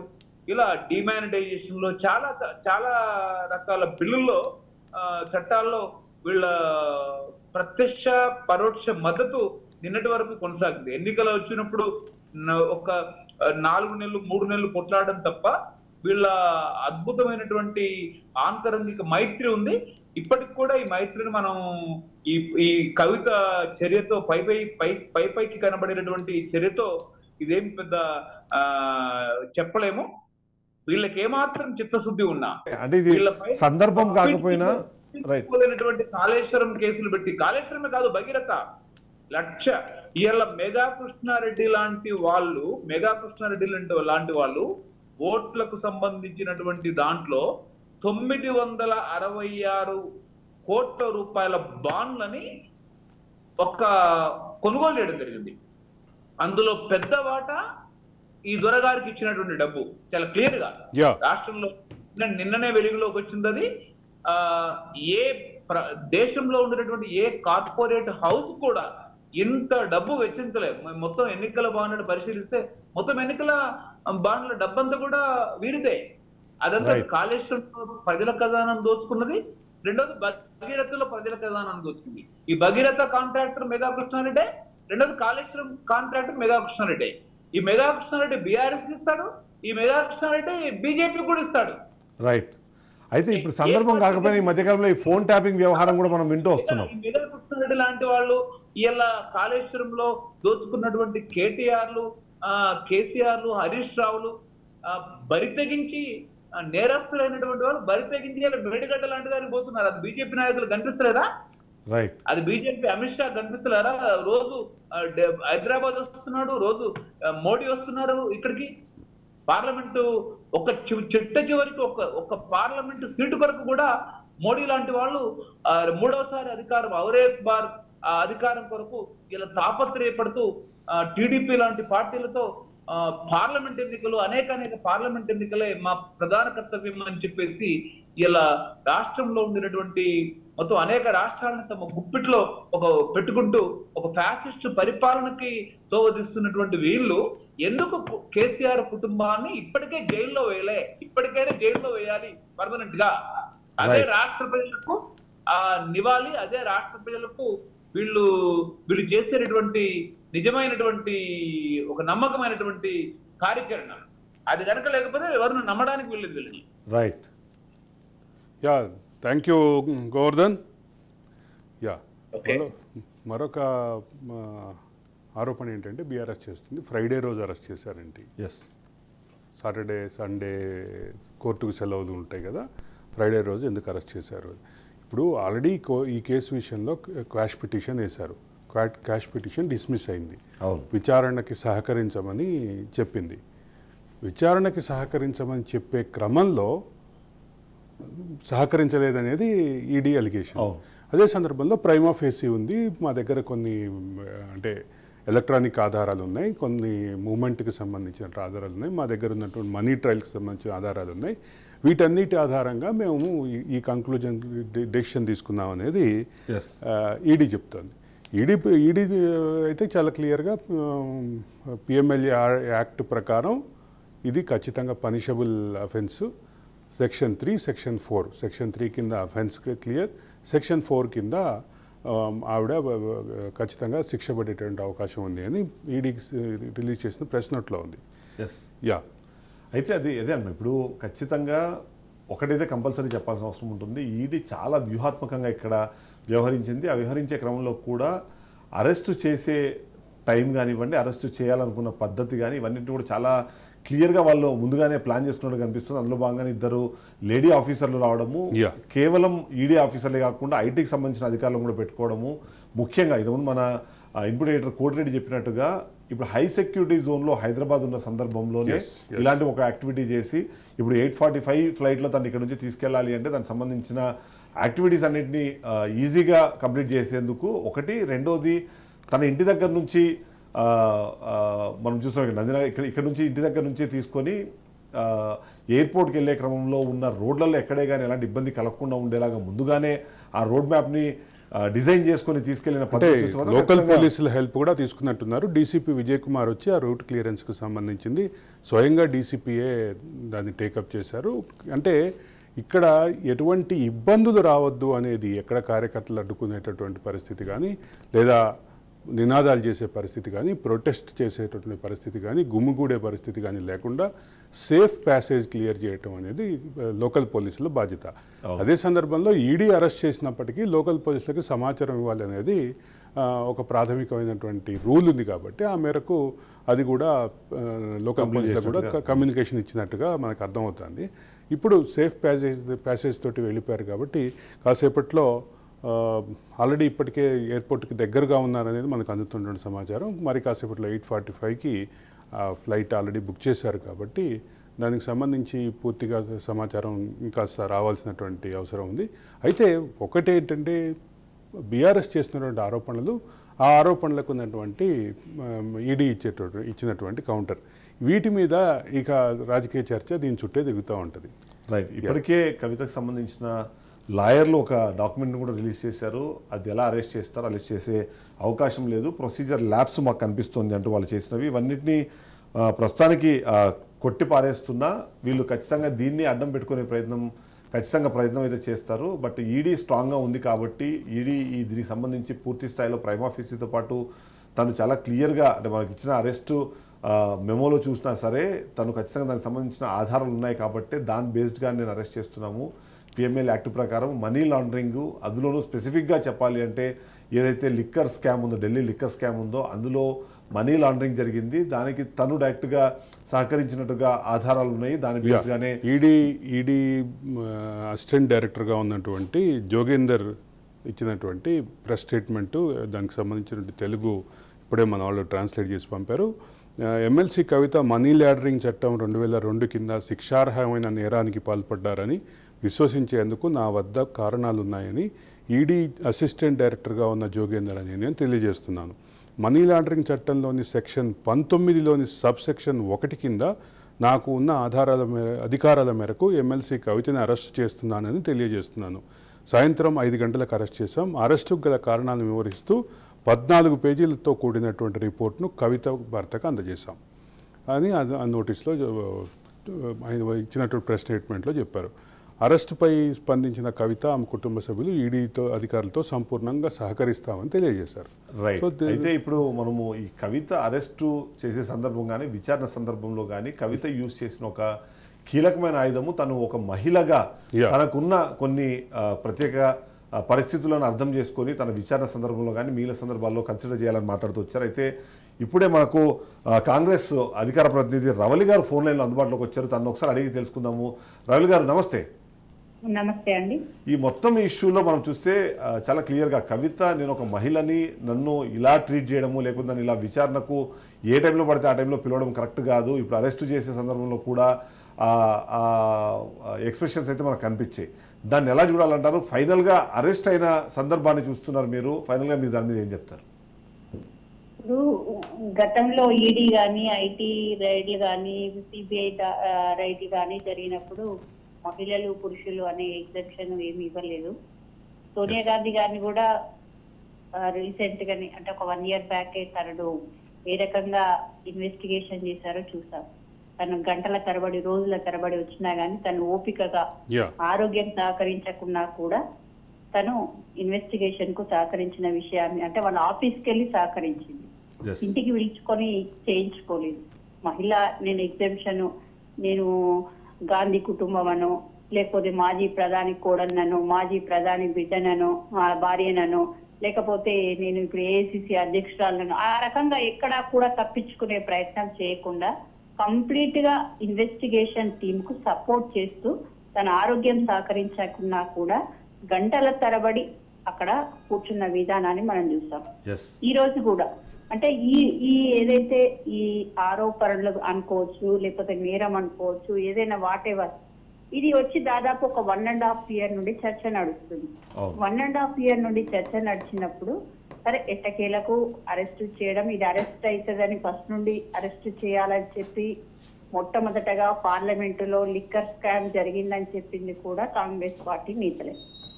ఆ విషయం కాంగ్రెస్ పార్టీ నేతలు పార్లమెంట్ లో మాట్లాడడం వల్లనే మొత్తము తీగలాగితే డొంక కదులుతుంది అనే రీతిలో ఈ రోజు ఇక్కడ వరకు కవిత వరకు వచ్చిన విషయాన్ని మనం చూసాం. 1.5 సంవత్సరం నుండి ఆమె మీద అభియోగం ఉన్నప్పుడు తనను గతంలో కూడా అంటే ఎవరైతే చార్జ్ షీట్ లో ఉన్న పేర్లలో ఎవరినైతే అనుమానం వచ్చి అనుమానితులను పిలిచి ఇన్వెస్టిగేషన్ చేసినప్పుడు ఆ వాళ్ళను వెంటనే అరెస్ట్ చేసింది. మీరు మనీష్ సిసోడియాని కానీ కవిత వ్యక్తిగత కార్యదర్శులను కానీ మిగతా వాళ్ళని కానీ మీరు ఏదైనా తీసుకోండి వాళ్ళందరినీ ఇమ్మీడియట్ గా అరెస్ట్ చేయడం ఒక కవితను ఒక్కటే అరెస్ట్ చేయకపోవడం తెలంగాణలో ఏ చిన్న పిల్లగాని అంటే ఒక 6 years పిల్లగాని నుండి మొదలు పెట్టుకుంటే ఒక 100 years వాళ్ళ వరకు కూడా 100% ఈ రోజు బీజేపీ పార్టీ బీఆర్ఎస్ పార్టీకి సపోర్ట్ చేస్తుంది సహకరిస్తుంది భయపడుతుంది కాబట్టి కవితను అరెస్ట్ చేయలేకపోతున్నారనేది స్పష్టంగా అనుకున్న మాట. అది దాయాల్సిన అవసరం లేదు, అది వాస్తవం కూడా. ఎందుకంటే ఈరోజు ఒకటే చెప్తున్నాను అంటే ఈడీ కానీ ఐటీ కానీ లేకపోతే ఇన్వెస్టిగేషన్ సంస్థలు కానీ ఇవేవి మాట్లాడినప్పుడే మొట్టమొదటగా ఢిల్లీలో బీజేపీ ప్రతినిధులే ఈ కేసులో కవిత ఉందని ఆమె పేరు తీయడం కానీ లేకపోతే కవితను త్వరలోనే అరెస్ట్ చేస్తామని ఇక్కడికి వచ్చిన నేతలు పదే చెప్పడం కానీ ఇక్కడ ఉన్న రాష్ట్ర నేతలు కానీ వచ్చిన జాతీయ నేతలు కానీ పదే ప్రతి సభలో చెప్పడం కూడా త్వరలో జైలుకు అని చెప్పేసి 1.5 సంవత్సరాల కాలము ఎందుకు వేస్ట్ చేశారని ప్రశ్నిస్తున్నాం. అంటే చేయడం కరెక్ట్, అరెస్ట్ చేయడం కరెక్ట్, ఏ సంస్థను ఆ సంస్థ పనిచేయించుకోనివ్వడం అనేది కరెక్ట్. రాజ్యాంగ ప్రతిపత్తిక సంస్థలు వాటి పని అవి చేసుకోవాలి. కానీ ఈ అరెస్టు ద్వారా అయితే రాహుల్ గారు ఇక్కడ ఈ అరెస్టు ద్వారా బీజేపీ రాజకీయంగా ఒక అడ్వాంటేజ్ తీసుకునే ప్రయత్నం చేస్తుందన్నది చాలా మంది ఒక అనుమానం ఉంది. ఈ యాక్ట్ ద్వారా కాంగ్రెస్ పార్టీకి ఏమైనా నష్టం జరిగే అవకాశం ఉందా? ఇప్పుడు ఎందుకంటే లాభ నష్టాలు అంటే ఒక వ్యక్తి తప్పు చేసినప్పుడు వ్యవస్థలు పనిచేసి అరెస్ట్ చేయడంలో ఇంకో పార్టీకి వచ్చే లాభము నష్టం గురించి చర్చించేంత పరిస్థితులలో కాంగ్రెస్ పార్టీ లేదు. అంటే ఎదుటి వాళ్ళు అరెస్ట్ అయితే మేము లాభపడతాం, అరెస్ట్ కాకపోతే మేము నష్టపోతాం అని బేరీజు వేసుకునే దుష్ట సంస్కృతి అనేది కాంగ్రెస్ పార్టీకి లేదు అంటున్నా. మీరు గతంలో కూడా చూసారు, తప్పు చేసిన వాళ్ళు ఎవరైనా సరే అంటే కాంగ్రెస్ పార్టీ హయాంలో ఇవి జరిగినాయి అవి జరిగినాయి అని చెప్పినా గానీ వాళ్ళకి శిక్ష పడ్డది కూడా కాంగ్రెస్ పార్టీ హయాంలోనే. ఇప్పుడు మీరు 2014 నుండి ఇప్పటి వరకు తీసుకుంటే ఎంతమంది మీద ఈడీ ఐటీ సిబిఐ ఎంక్వైరీలు జరిగినాయి. వాళ్ళ 5 సంవత్సరాలు ఏపీ ముఖ్యమంత్రి జగన్మోహన్ రెడ్డి గారు బాబాయ్ 5వ సంవత్సరం వర్ధంతి. సిబిఐ ఎంక్వైరీ పెట్టి 5 సంవత్సరాలు అయినా కానీ ఇంకా అతి గతి లేదు. అంటే కొన్ని ఎందుకు సంవత్సరాల తరబడి లాగబడుతున్నాయి అనేది అంటే పొలిటికల్ మైలేజీ కోసము స్వతంత్ర ప్రతిపత్తి గల సంస్థలను కేంద్రం ఏ రకంగా ఆధీనంలో ఉంచుకొని ఆడిస్తుంది అనడానికి ఉదాహరణ ఈ 5 సంవత్సరాల ఆ విషయం కానీ, లేకపోతే ఈ సంవత్సరాన్నర కాలంగా అరెస్ట్ చేయకుండా ఈ రోజే కవితను అరెస్ట్ చేయడం, తెల్లారితే షెడ్యూల్ వస్తుంది, ఎలక్షన్ షెడ్యూల్ వస్తుంది. అంటే బీజేపీ పార్టీ ఏమీ చెయ్యదు అనే పరిస్థితి నుండి రవళి గారు, మా పొలిటికల్ ఎడిటర్ అరవింద్ కొహ్లీ గారు కూడా మీతో ఇంటరాక్ట్ అవుతారు. రవళి గారు నమస్కారం. నమస్తే అండి. అంటే ప్రధానంగా బీఆర్ఎస్ నుంచి వస్తున్న ఆరోపణ ఏంటంటే మమ్మల్ని నిర్వీర్యం చేయడానికి కవితని అడ్డం పెట్టుకొని ఈ కేసును ముందుకు తీసుకొచ్చారు, ఇది 2 జాతీయ పార్టీల కుట్ర అని ఆరోపిస్తున్నారు. దీన్ని మీరు ఎట్లా చూస్తారు?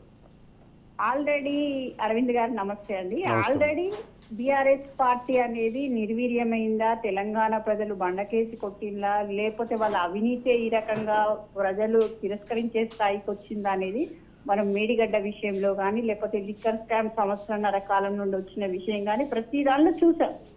అయితే దురదృష్టవశావత్తు ఏంటిదంటే కేంద్ర దర్యాప్తు సంస్థలన్నీ బీజేపీ దగ్గర, మోదీ ప్రభుత్వం దగ్గర పెట్టుకొని ఒక్క అస్త్రాన్ని కూడా వీళ్ళ దగ్గర ఉపయోగించి ఆ అవినీతిని కంట్రోల్ చేయకపోవడం అనేది చాలా దురదృష్టకరమైన విషయం. ఒక నేరాన్ని చూస్తూ ఉండడం కూడా ఒక నేరస్తునితో సమానం. నిజంగా ఒక విషయం చెప్పాలంటే ప్రొఫెసర్ సాయిబాబా గారు తను ఏ నేరం చేయకున్నా గానీ దాదాపు 10 సంవత్సరాలు జైల్లో ఉండొచ్చిండు, రిలీజ్ అయ్యింది ఈ మధ్య కాలంలోనే. మరి నేరం చేసిందని పదే పదే చెప్తున్న కవిత గారిని సంవత్సరన్నర కాలంగా ఎందుకు వదిలేసిందని అంటున్నా. కాబట్టి ఇది కాంగ్రెస్ పార్టీ కుట్ర అని మీరు అసలు ఏ రకంగా కానీ కాంగ్రెస్ పార్టీ కుట్ర కాదు. బీఆర్ఎస్ పార్టీ కంప్లీట్ గా నిర్వీర్యమైపోయింది. వాళ్ళ నాయకులే వాళ్ళని నమ్మే పరిస్థితి లేదు. లాస్ట్ కు ఆ కుటుంబంలో ఆ 4 మిగులుతారనే వాస్తవ సత్యాన్ని ఈరోజు నాయకులు గుర్తించింది కాబట్టి వాళ్ళకి నచ్చిన పార్టీలకు వెళ్తున్నారు, అలా ఇబ్బంది లేదు. కాకపోతే ఇక్కడ రాజకీయం చేసేది ఏదంటే టైమింగ్ చూసి రాజకీయం చేసే పార్టీ బీజేపీ పార్టీ. ఏ రకంగా అంటే మనకు తెలుసు, సంవత్సరాన్నర కాలం నుండి దాన్ని పెండింగ్ లో పెట్టి ఈ రోజు కాంగ్రెస్ పార్టీని ఎదుర్కోవాలంటే 100% ప్రజలకు ముఖం చూపించాలంటే, తెలంగాణ ప్రజల ముఖం చూపించాలంటే కవితను అరెస్ట్ చేయాలని.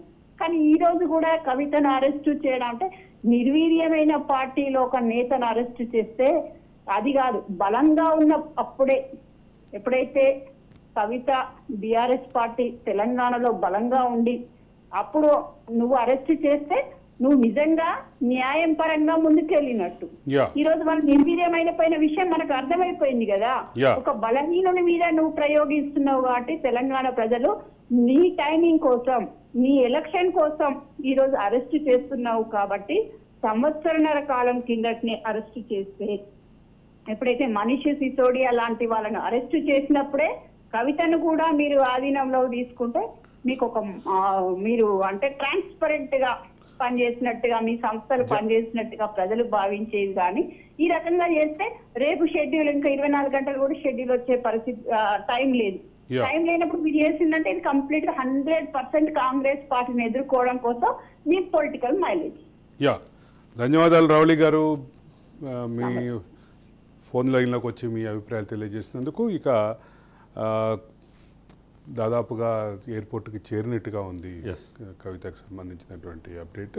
అయితే ఇక్కడ సిస్టమాటిక్ ఆపరేటింగ్ ప్రొసీజర్ ఒక భాగం అయితే అసలు పూర్తిగా వైలేట్ చేసి, అంటే సుప్రీంకోర్టు ఇచ్చినటువంటి గైడ్లైన్స్ని వైలేట్ చేసి అరెస్ట్ చేశారు అంటూ సుప్రీంకోర్టు ఇచ్చినటువంటి ప్రొటెక్షన్ని, నాట్ టు అరెస్ట్ అనే ప్రొటెక్షన్ని వైలేట్ చేసి ఆమె అరెస్ట్ చేశారంటూ ఇప్పుడు ఆల్రెడీ రేపు లంచ్ మోషన్ పిటిషన్ వేసే ఆలోచనలో ఉన్నట్లుగా ఇప్పుడు మనకు అందుతున్న సమాచారం. ఆ మేరకు ఢిల్లీలో న్యాయ కోవిదులతోటి, ఎస్పెషల్లీ క్రిమినల్ కేసులు డీల్ చేసేటటువంటి న్యాయవాదులతోటి ఆల్రెడీ కేటీఆర్ అండ్ టీమ్ అంటే వాళ్ళతో సంప్రదింపులు జరుపుతున్నారనేది మనకు వస్తున్నటువంటి ప్రాథమికమైనటువంటి సమాచారం. అంటే మొత్తానికి ఖచ్చితంగా ఇప్పుడు ఏదైతే మనం మాట్లాడుతున్నామో విచారణకు వెళ్ళే క్రమంలో కూడా ఏదైతే ఆ లీగల్గా తనకి ఏదైతే ఆ ప్రొటెక్షన్ కావాలో ఆ ప్రొటెక్షన్ తీసుకునే ప్రయత్నం గతంలోనే చేశారు. ఇప్పుడు ఆ ప్రొటెక్షన్ తీసుకునే ప్రయత్నము లేదా అది దాన్ని షీల్డ్గా మార్చుకునే ప్రయత్నం ఖచ్చితంగా చేస్తారనే దాంట్లో ఎలాంటి అనుమానం లేదు. అంతేకాకుండా భారత పౌరురాలిగా తనకు అది ఉన్న హక్కు కూడా. కాబట్టి వెంటనే దానికి సంబంధించి మనకున్న సమాచారం ప్రకారం క్యాజువల్గా మనం జనరల్గా మనం చూసినా సరే ఇమ్మీడియట్గా తన అరెస్టుకు సంబంధించి అందులో ఆపరేషనల్ ప్రొసీజర్ ల్యాబ్స్ ఉంది అన్న దాన్ని కోర్టు దృష్టికి తీసుకెళ్ళి తను అరెస్టుని కంప్లీట్ కాకుండా తను ఆపుకునే ప్రయత్నం చేస్తారు ఒకటి. రెండోది ఏదైతే ఇప్పటికే నాట్ టు అరెస్ట్ అనే దాని మీద ఏదైతే ఆ టెక్నికల్ ఆస్పెక్ట్స్ ఉన్నాయో వాటిని బేస్ చేసుకొని కూడా ఈ అరెస్టు చెల్లదు అని వెంటనే దాని మీద బెయిల్కి వెళ్ళే అవకాశం కూడా మనకు కనిపిస్తుంది. ఇవి రెండూ కాకుండా డెఫినెట్లీ క్వాష్ పిటిషన్ అనేది గతంలో తను ప్రయత్నం చేశారు. ఇప్పుడు మరొకసారి దాన్ని అస్త్రంగా మార్చుకునే ప్రయత్నం కూడా వాళ్ళ లాయర్స్ చేసే అవకాశం అయితే కనిపిస్తుంది.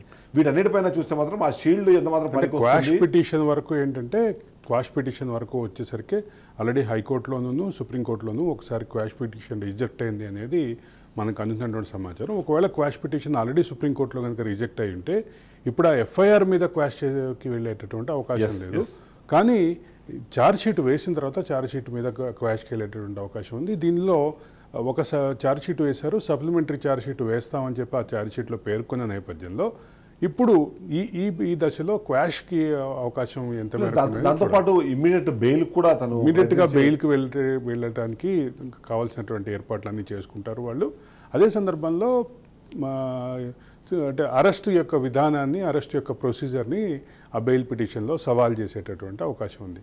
మనం ఇటీవల కాలంలో చూసాం చంద్రబాబు అరెస్ట్ విషయంలో ఇటువంటి వివాదమే జరిగింది. వాళ్ళు సిస్టమాటిక్ ఆపరేటింగ్ ప్రొసీజర్ని ఫాలో కాలేదని ఏదైతే కొన్ని సెక్షన్లు వర్తించవని అది రిపీల్డ్ సెక్షన్ అంటే సెక్షన్స్ తీసేసినటువంటి సెక్షన్స్ ఆ చట్ట సవరణ జరిగి చట్టంలో తీసేసినటువంటి సెక్షన్స్ మీద కేసు పెట్టారంటూ ఇట్లా రకరకాలైనటువంటి ఆరోపణలు రకరకాలైనటువంటి న్యాయపరమైనటువంటి వివాదాలు లేచినాయి. ఇప్పుడు దీని విషయంలో ఈ పర్టికులర్ కేసు విషయంలో వస్తున్నటువంటి అంశం ఏంటంటే ఎస్ఓపిని ఫాలో కాలేదని, రెండోది మొదట లోపలికి వచ్చేటప్పుడు సెర్చ్ వారెంట్ తోటే వచ్చారు, లోపలికి వచ్చిన తర్వాత అరెస్ట్ వారెంట్ చూపించారని. దీనికి ఆల్రెడీ సబ్స్టాన్షియల్గా మనం ఇందాకే మాట్లాడుకున్నట్టుగా ఎవిడెన్షియల్ ప్రొసీజరు అదైతే క్లియర్గా ఉంది.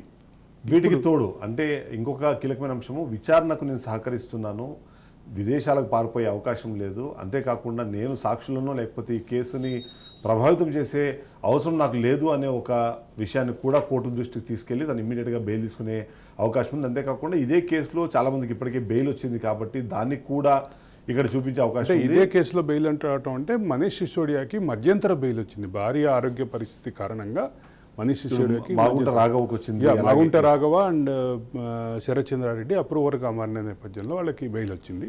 ఇక సుకేష్ ఎవరైతే ప్రధానమైనటువంటి ఈ కేసులో ప్రధానమైనటువంటి వ్యక్తిగా భావిస్తున్నటువంటి సుకేష్కు సంబంధించినటువంటి వాంగ్మూలం కూడా చాలా కీలకంగా అంటే కవితకు ఉన్నటువంటి లింకులు బయటికి రావడానికి కారణం ముఖ్యంగా సుకేష్ ఇచ్చినటువంటి వాంగ్మూలం, అట్లాగే రామచంద్రన్ పిల్ల ఇచ్చినటువంటి వాంగ్మూలం. వీళ్ళిద్దరి వాంగ్మూలాల నేపథ్యంలో ఈ కేసు కవిత చుట్టుకున్నటువంటి పరిస్థితి.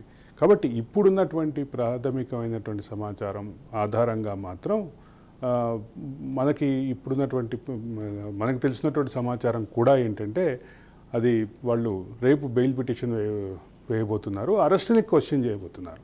ఎస్ ఓవరాల్గా చూస్తాం ఇప్పటికే ఏదైతే ఈ హైడ్రామా నడుమ తనని హైదరాబాద్లో తన నివాసం నుంచి ఎయిర్పోర్ట్కు తరలిస్తున్నారు, ఇంకా మార్గమధ్యంలో ఉన్నారు. మరి కాసేపట్లో ఎయిర్పోర్ట్కు చేరినట్టుగా ఇప్పటికే సమాచారం వస్తుంది. ఎయిర్పోర్ట్కు చేరినటువంటి విజువల్స్ కూడా మనకు అందుతున్నాయి. ఎయిర్పోర్ట్కి ఆల్రెడీ చేరారు. చేరిన తర్వాత ఇక ఇప్పుడు 8:45 కంటే ఇంకొక 25 నిమిషాల్లో ఆల్రెడీ ఢిల్లీ ఫ్లైట్కి విస్తారా ఫ్లైట్కి బుక్ చేశారు. ఆ విస్తారా ఫ్లైట్లో ఢిల్లీకి తరలించబోతున్నారు. ఈరోజు రాత్రికి కానీ రేపు పొద్దునే కానీ అక్కడ మ్యాజిస్ట్రేట్ ముందు ఆవిడని ప్రొడ్యూస్ చేసే అవకాశం ఉంది. చిదంబర్ రైట్. మొత్తానికి ఏదైతే బ్రేకింగ్ న్యూస్గా మనం ఖచ్చితంగా చెప్పొచ్చు. ఇప్పటికే హైదరాబాద్లోని తన ఇంటి దగ్గర నుంచి ఎయిర్పోర్ట్కి ఇప్పటికే చేరుకున్నారు. ఎయిర్పోర్ట్లో చెక్ ఇన్ ప్రాసెస్ తర్వాత తనని ఖచ్చితంగా హైదరాబాద్ నుంచి ఢిల్లీకి తీసుకెళ్తారు. దీనికి సంబంధించి మనం బ్రేకింగ్ న్యూస్ మనకు అందుతోంది. తను కాసేపటి క్రితమే అక్కడ చేరుకున్నారు. దానికి సంబంధించిన విజువల్స్ కూడా ఇప్పటికే రాజ్ న్యూస్ చేతిలో ఉన్నాయి. మరి కాసేపట్లో వాటికి సంబంధించి మేము టెలికాస్ట్ చేస్తాము. ఖచ్చితంగా 8:45 ఫ్లైట్లో తనని తీసుకెళ్లేందుకు ప్రత్యేకంగా విమానాన్ని ప్రత్యేకంగా తనకి ఆ ఏర్పాట్లు చేశారు. కాబట్టి ఇక్కడ నుంచి దాదాపుగా 1:45 నిమిషాల్లో వాళ్ళు ఢిల్లీకి చేరుకుంటారు. 1:40 నిమిషాలు ఢిల్లీకి చేరుకున్న తర్వాత అక్కడి నుంచి ఎక్కడికి తరలిస్తారు, ఏం జరగబోతుందన్న విషయం పైన కూడా మేము మీకు ఇన్ఫర్మేషన్ అందిస్తాము. రిమాండ్ రిపోర్ట్ కూడా రెడీ అవుతుంది. ఈ లోపు రిమాండ్ రిపోర్ట్ తోటి ఆమెని రిమాండ్కి అడిగేటటువంటి పరిస్థితి ఉంది. జ్యుడిషియల్ రిమాండ్కి తరలిస్తారు. జ్యుడిషియల్ రిమాండ్ తర్వాత దానికి సంబంధించిన లీగల్ ప్రొసీజర్ అంతా మొదలవుతుంది. అయితే ఇక్కడ ఎస్ఓపిని అదే సందర్భంలో అరెస్ట్ని రెండింటినీ సవాల్ చేసే ఉద్దేశంతో టీఆర్ఎస్ లీగల్ టీం పనిచేస్తున్నట్టుగా మనకున్నటువంటి సమాచారం. ఎట్టకేలకు హైడ్రామా తర్వాత కల్వకుంట్ల కవిత అరెస్ట్ అయ్యారు. ఈడీ ఏదైతే ప్రివెన్షన్ ఆఫ్ మనీ లాండరింగ్ యాక్ట్లో తన్ని అరెస్ట్ చేసినట్టుగా ఒక అరెస్టు మెమోని అలాగే అరెస్ట్ ఆర్డర్ని వాళ్ళ కుటుంబానికి అందజేసి ఎందుకు అరెస్ట్ చేస్తున్నామన్న విషయాలపైన పూర్తి స్థాయిలో ఇన్ఫర్మేషన్ ఇచ్చి దాన్ని హైదరాబాద్లోని తన నివాసం నుంచి హైదరాబాద్లో ఇప్పుడు ఎయిర్పోర్ట్కి ఆల్రెడీ ఇప్పటికే చేరుకున్నారు. ఓవరాల్గా చూస్తే ఉదయం నుంచి ఈ హైడ్రామా నడిచింది. దాదాపుగా 4 గంటల పాటు ఇంట్లో సోదాలు చేసే క్రమంలో సెల్ ఫోన్లు అలాగే కీలకమైన పత్రాలను స్వాధీనం చేసుకొని ఆ తర్వాత సాయంత్రం 5:20 సమయంలో తన అరెస్టుని ధృవీకరిస్తూ ఒక అరెస్ట్ మెమోని జారీ చేసి అరెస్ట్ ఆర్డర్ని తనకి సబ్మిట్ చేసి తనని అదుపులోకి తీసుకున్నారు. ఈ విషయాన్ని తన భర్త అనిల్కి పూర్తి స్థాయిలో 14 పేజీల ఒక డాక్యుమెంట్ని తనకి హ్యాండ్ ఓవర్ చేసి అదుపులోకి తీసుకున్నట్టుగా ఒక అరెస్ట్ మెమోని కూడా ఇప్పటికే రిలీజ్ చేసిన విషయం చూస్తున్నాము. అంతేకాకుండా తను అరెస్ట్ చేసే క్రమంలో అరెస్ట్ చేసి ఎయిర్పోర్ట్కి తీసుకెళ్లే క్రమంలో ఎలాంటి అవాంఛనీయ సంఘటనలు జరగకుండా ఎలాంటి ఇబ్బందులు కలగకుండా ప్రాపర్గా ప్లానింగ్ చేసుకొని తనని తీసుకెళ్ళినట్టుగా మనకు చాలా క్లియర్గా అర్థమవుతుంది. ఇదే సందర్భంలో ఒకవైపు హైదరాబాద్లో మోడీ మల్కాజ్గిరిలో ఓవైపు రోడ్ షో చేస్తుంటే మరోవైపు ఇక్కడ మాత్రం తనని రోడ్డు మార్గం ద్వారా ఎయిర్పోర్ట్కి తరలించేశారు. ప్రత్యేకంగా చేసిన ఏర్పాట్లలో 8:45 ఫ్లైట్లో తనని ఢిల్లీకి తరలించే ప్రయత్నం జరుగుతుంది. ఇది చూస్తే మాత్రం ఖచ్చితంగా ఇప్పటికే ఆరోపణలు ప్రత్యారోపణలు అన్నవి స్టార్ట్ అయిపోయినాయి. ముఖ్యంగా చూస్తే హరీష్ రావు అలాగే కేటీఆర్ కవిత ఇంటికి చేరుకున్నారు. అక్కడ ప్రొసీజరల్ ల్యాబ్స్కి సంబంధించిన విషయాలు మాట్లాడారు. అంతేకాకుండా ట్రాన్సిట్ వారెంట్ లేకుండా మీరు ఎలా తీసుకెళ్తారు అన్న విషయం ఒకటి. మరొకటి ఇప్పటికే తనను అరెస్టు చేయకుండా గతంలో సుప్రీంకోర్టు ఇచ్చిన ఒక ప్రొటెక్షన్ని కూడా మీరు ఆ ల్యాబ్స్లో భాగంగా మీరు దాన్ని ఓవర్ రైడ్ చేసి మరి తను అరెస్ట్ చేసి తీసుకెళ్తున్నారన్న విషయాన్ని కేటీఆర్ అక్కడ వచ్చిన అధికారులతో వాగ్వాదంలో బయటపెట్టడం జరిగింది. అంతేకాకుండా కార్యకర్తలు కాసేపు ఆ కార్ని అడ్డుకునే ప్రయత్నం చేశారు. అయితే లోకల్ పోలీసుల సాయంతో ఆ రోడ్డును మొత్తం క్లియర్ చేసి ఈడీ అధికారులు తను తీసుకొని ఎయిర్పోర్ట్కి ఇప్పటికే చేరుకున్నారు. ఇక మనం చూస్తున్నాం దీనికి సంబంధించి మరిన్ని వివరాలు అందించేందుకు మా crime bureau chief Inna Reddy phone లైన్లో అందుబాటులోకి వచ్చారు. ఇన్నారెడ్డి, మొత్తాన్ని మనం చూస్తున్నాము ఈ హైడ్రామా తర్వాత అరెస్టు చేసిన తర్వాత ఇంటి దగ్గర నుంచి తన్ని ఎయిర్పోర్ట్కి తీసుకెళ్లే క్రమంలో ఎలాంటి జాగ్రత్తలు తీసుకున్నారు, అంత ఈజీగా ఆ ట్రావెల్ నడవడానికి గల కారణాలు ఏమంటారు? చిదంరెడ్డి, ప్రధానంగా మనం గమనిస్తే ఇక్కడ కవిత అరెస్ట్ వ్యవహారంలో నిజంగా అంటే ఇక్కడ ఇంటి దగ్గర కాస్త హడావుడు జరిగింది కానీ మిగతా ప్రాంతాల్లో అంటే అసలు ఊహించారంటే కవితను అరెస్ట్ చేసి తీసుకెళ్తున్నారంటే తెలంగాణలో చాలా హంగామా నడుస్తుంది. తర్వాత ఎక్కడికెక్కడ ఆపే ప్రయత్నం చేస్తారని చెప్తున్న పోలీస్ యంత్రాంగం నిజంగానే భద్రత ఏర్పాటు చేసుకోవడం వాస్తవమే. కానీ ఆ ప్రజల్లో వచ్చిన స్పందన చూస్తే నిజంగా చాలా ఆశ్చర్యం కల్పిస్తారు. అంటే కొంతమంది మన మీడియా మిత్రులతో మాట్లాడడంలో కూడా కొన్ని జిల్లాల్లో ఇక్కడ అరెస్ట్ జరిగితే జిల్లాల్లో స్పందన ఎక్కువ ఉంటుంది, అది కూడా ఊహించుకున్న సందర్భం ఉంది. అయితే అక్కడ ఈ మన ఊహకు అతీతంగా ఏ జిల్లాలో కూడా నిర్లిప్తంగా అంటే ఒక బిఆర్ఎస్ నాయకుడి కూతుర్ని అక్రమంగా అరెస్ట్ చేశారని చెప్పేసి ఇక్కడ గగ్గోలు పెట్టిన జనాలు, గతంలో కూడా ఇది చాలా దారుణం అని చెప్పిన జనాలు చాలా సైలెంట్ గా అసలు ఎవరు కూడా ఏం జరిగినట్టుగా ఉంటాం. తర్వాత జిల్లాల్లో కూడా కొంత ఆందోళన నెలకొంటుందేమో అని చెప్పేసి కూడా కొంత ఇంటెలిజెన్స్ వర్గాలు కూడా అప్రమత్తమైన పరిస్థితి ఉంది. కానీ ఎక్కడ కూడా ఎలాంటి హడావడి లేదు, హంగామా లేదు. ఒక్క ఇంటి దగ్గర మాత్రమే మన రాజనీతిలో మనం చూస్తే ఇంటి దగ్గర మాత్రమే ఉంది.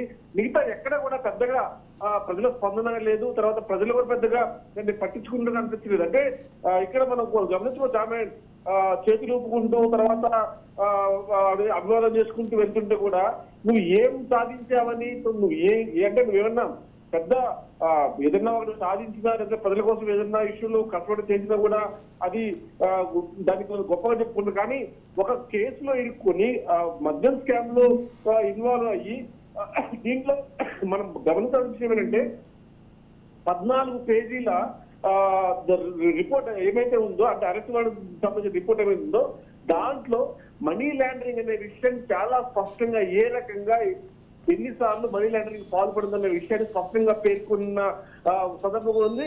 దాన్ని భర్తలు చూపించినప్పుడు ఆయన కూడా యాక్సెప్ట్ చేయాల్సి వచ్చింది, ఎందుకంటే ఎవిడెన్స్ అలా పకడ్బందీ ఉన్నాయి కాబట్టి. సో దాంట్లో అరెస్ట్ కూడా ఆయన ఒప్పుకున్నాడు. సో ఇలాంటి పరిస్థితుల్లో ఆమె లోపల నుంచి బయటకు వచ్చేటప్పుడు ఆమె హడావుడిగా పెద్ద అంటే ఇంటర్నేషనల్ లెవెల్లో ఆయన ఒక పెద్ద నేతగా చేతులు ముందు బయటకు రావడం అంటే చేసింది మంచి పని కాదు, అరెస్ట్ చేసిన విషయం మంచి వ్యవహారం కాదు. కాకపోతే ఈ రకంగా అరెస్ట్ అయిన సందర్భంలో కూడా ఆమె చేసిన హావభావాలను కూడా కాస్త అంటే పబ్లిక్ లో కొంచెం ఇలాంటి అంటే ఒక మహిళ ఉండి అరెస్ట్ అయిందంటే నిజంగా జనరల్ కనిపిస్తా ఉంటుంది. అంటే ఎక్కడ కూడా సానుభూతి లేదు అనేది మాత్రం స్పష్టం అవుతా ఉంది.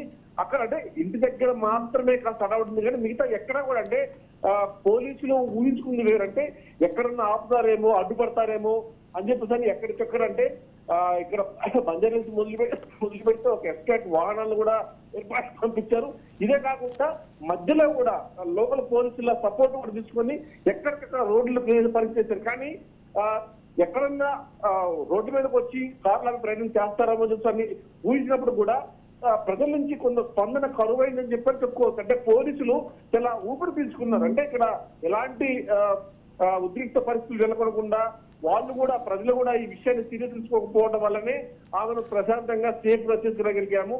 కానీ కవిత అరెస్ట్ అవుతున్న క్రమంలో పోలీస్ యంత్రాంగం, ఇంటెలిజెన్స్ యంత్రాంగం ఒకంత టెన్షన్ క్రియేట్ అయింది. అంటే బేరస్తులు 10 సంవత్సరాల పాటు రాష్ట్రాన్ని వెళ్ళిన వ్యక్తులు, తెలంగాణ దేశం మేమని చెప్పిన వ్యక్తులు, తర్వాత వాళ్ళ సొంత కూతురు అరెస్ట్ అయిపోతుందంటే ఖచ్చితంగా అంటే భావోద్వేగాలు అనేవి ఖచ్చితంగా ఇన్వాల్వ్ అవుతాయి కాబట్టి ఖచ్చితంగా గొడవ జరుగుతున్న ఊహించుకున్నారు. కానీ అక్కడ ఎక్కడా కూడా అలాంటి సందర్భం లేకపోవడం మాత్రం ఆశగలుగుతుంది.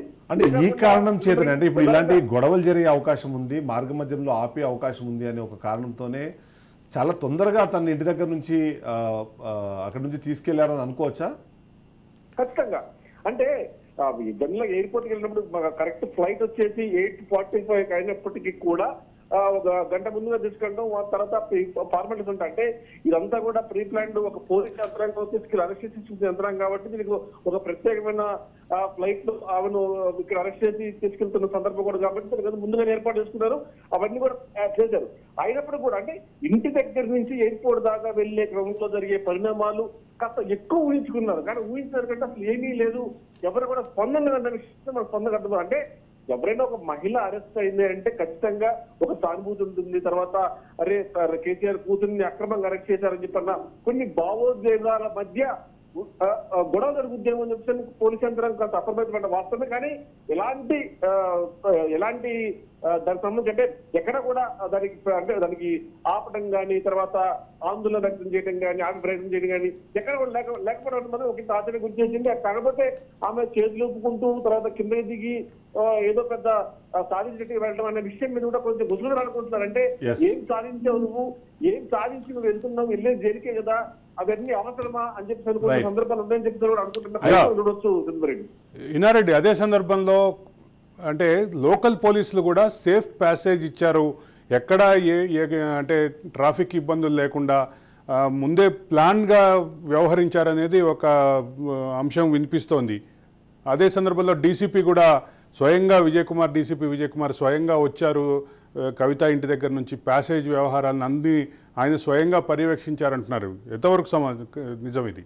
కరెక్ట్. అంటే వీళ్ళంటే ఇప్పుడు ఒక 10 సంవత్సరాల పాటు రాష్ట్రాన్ని వెళ్ళిన ముఖ్యమంత్రి, మాజీ ముఖ్యమంత్రి కూతురు కావడం, ఎమ్మెల్సీ కావడం, తర్వాత ఈ మహిళ అంటే ఆమె మహిళల పట్ల మహిళా సంఘాలు ఏర్పాటు చేయడం వెనుక చాలా చాలా అంటే పబ్లిక్ లో బాగా ఇమేజ్ ఉందని చెప్పేసి అన్న ఒక ఇంటెన్షన్ తోటి పోలీస్ యంత్రాంగం కూడా ఎక్కడ కూడా చిన్న ఇబ్బంది తలెత్తకుండా, మన తెలంగాణ కాంగ్రెస్ గవర్నమెంట్ స్పష్టంగా చెప్పింది, ఎక్కడ కూడా ఇబ్బంది తలెత్తకుండా సేఫ్ గా తీసుకెళ్ళండి, ఎక్కడ కూడా ఏదైనా ఉద్రిక్త పరిస్థితి వెళ్ళకుండా కూడా వాళ్ళకి ఆ అవకాశం ఇవ్వకుండా చూడమని చెప్పారు. ఇక్కడ బయలుదేరిన దగ్గర నుంచి ప్రతి పోలీస్ స్టేషన్ ఆ పోలీస్ స్టేషన్ పరిధిలో అంటే అడ్డుకోటాలు నిరసనలు వస్తాయి అని పోలీసులు ఊహించడం సహజం. ఎందుకంటే గతంలో తెలంగాణ రాష్ట్రంలోనే అత్యంత ప్రభావశీలమైనటువంటి మహిళల్లో ఒకరైనటువంటి కల్వకుంట్ల కవిత ఈరోజు ఆ పార్టీ ఓడిపోయి, ఈరోజు ఆ పార్టీ మొత్తం జవసత్వాలు ఉడిగిపోయి ఆ పార్టీ ఈరోజు ఈ పరిస్థితి ఉండొచ్చు. కానీ గతంలో ఆమె